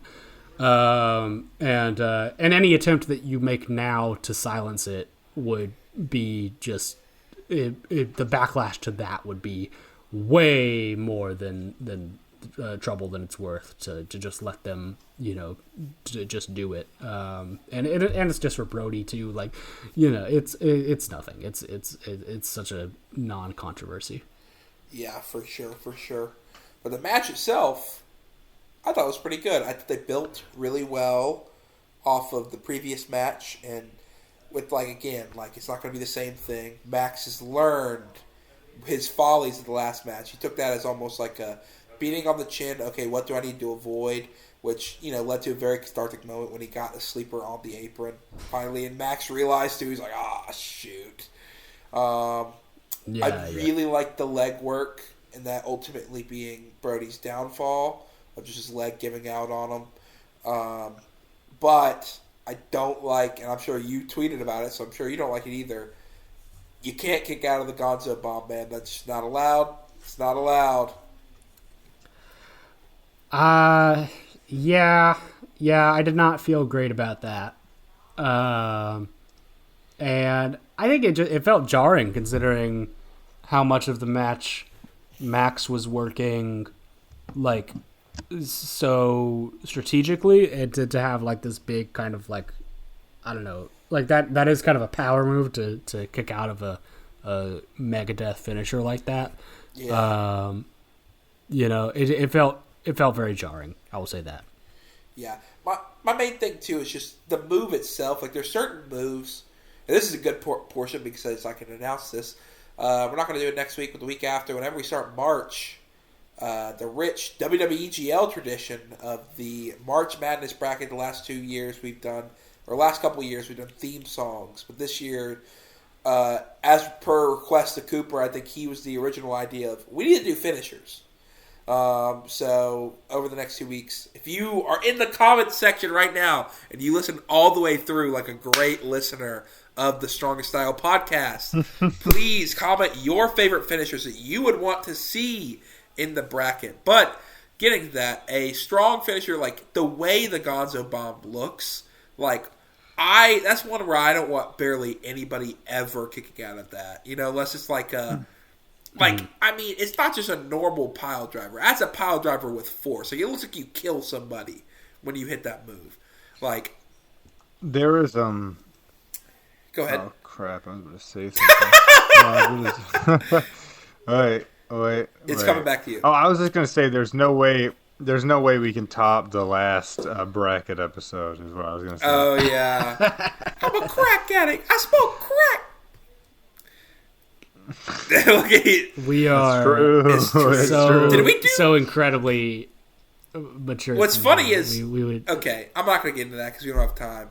But didn't you say it should be 128, and then we had to go through a whole episode of 128, and Cooper wasn't on? Because I was not on. But you were the one who said you should do 128 because I have a bunch of theme songs that you weren't even on the episode because you had left at that point. Whatever.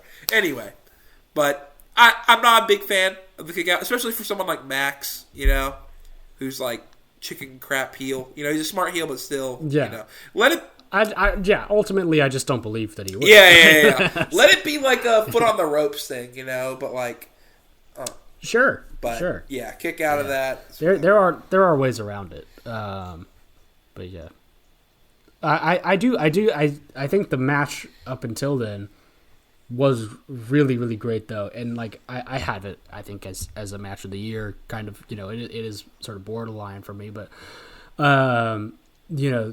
Brody I think this was a really he needed to stand out in this performance, and I think he absolutely did. But also, I just want to shout out to the moment where Bandito comes out and rallies behind him to not give up and to push through the pain, and is like, and the way that Brody rises up after that, like, man, they got me like hook, line, and sinker. I was so in for it, and I was like, yes, the power of friendship will save us all, and all this kind of thing,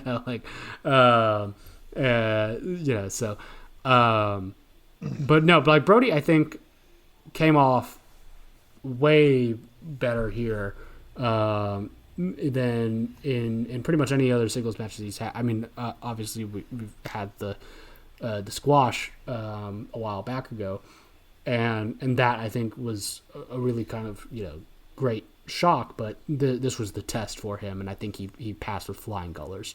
Yeah, 100%. But yeah, we ended the show with a little stare down between Max and Hanger, with Hanger signing his contract. Max looking a little worried, but standing strong. And then we immediately challenged Zilla Fatu backstage for House of Glory. This is so stupid. It is hilarious that after the week of news Zilla Fatu has, where you don't get booked in GCW, brother. They book everyone. Right. He's getting an AEW World Title shot on an indie show is hilarious. Did you see somebody be like that? He's gonna try to do the shoot pin for it. He's watching the Dude, Big Cinca tape. We need to come up with a competition specifically for the loser to have to watch this match. Oh my god. That it has to be Yes, the punishment for something that maybe whoever does the worst in the cup predictions good has to call. watch Fatu versus MJF or something. Maybe just whatever next pay-per-view we get. If we do the cup predictions don't count for a title defense because we've never done that before. I'm fine. No, we don't have, but we can do loser has to watch Zilla Fatu versus MJF. The loser has to watch the whole show. You win nothing, you lose everything. Yeah. Yeah, that's what I think, especially because we never done that before. Also, not only the MJF match, but you got to watch a whole House of Glory show. I think you get to watch that whole show. Ooh. Oh my god, are you kidding? And review it That on might be the too pod. much. I'm willing to do it. You are trying to kill me. I'm willing to do it. You watch the J Cup, brother. Like, don't act like you don't have shame. The J Cup had fucking Tom Billington versus Black Tiger. I wonder what's even on this show. Anyway, but yeah. We'll set that up. That's confirmed. You gotta watch the whole show. If you lose, it's gonna be the most try hard New Japan Cup predictions ever. No one's ever gonna pick their favorites. They're gonna pick what they think is going to happen. Yeah. But yeah, Don Fale to the top. That's what it is. Watch Don Fale is gonna beat Wolf and it's gonna break everyone's brackets. But with that being said, that's kind of it for our show. So I think it's time to hit that outro.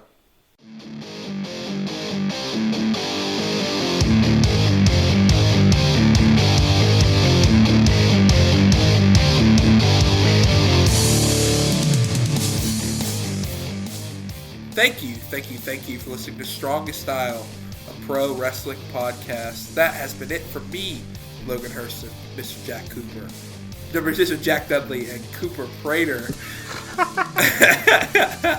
But we will be back next week with another 3 hours of rousing wrestling content. If you want to follow us on social media, you should follow Strongest Style at Twitter.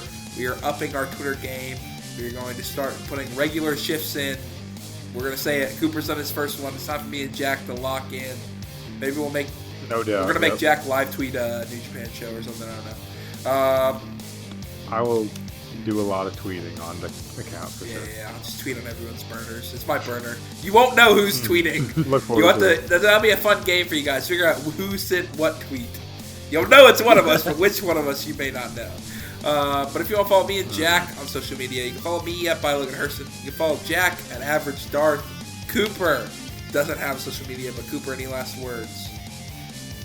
You'll know that it's my tweets because they'll be the funny ones. Wow. Wow. Well, you can find us on all your podcast players of choice. Apple, Spotify, YouTube. And if you're on YouTube, please like and subscribe. Leave a comment. Tell us your favorite things, your least favorite things. Tell us how much we suck. We'd love to hear it. But anyway, we will see you guys later. Goodbye. And good night. Bang!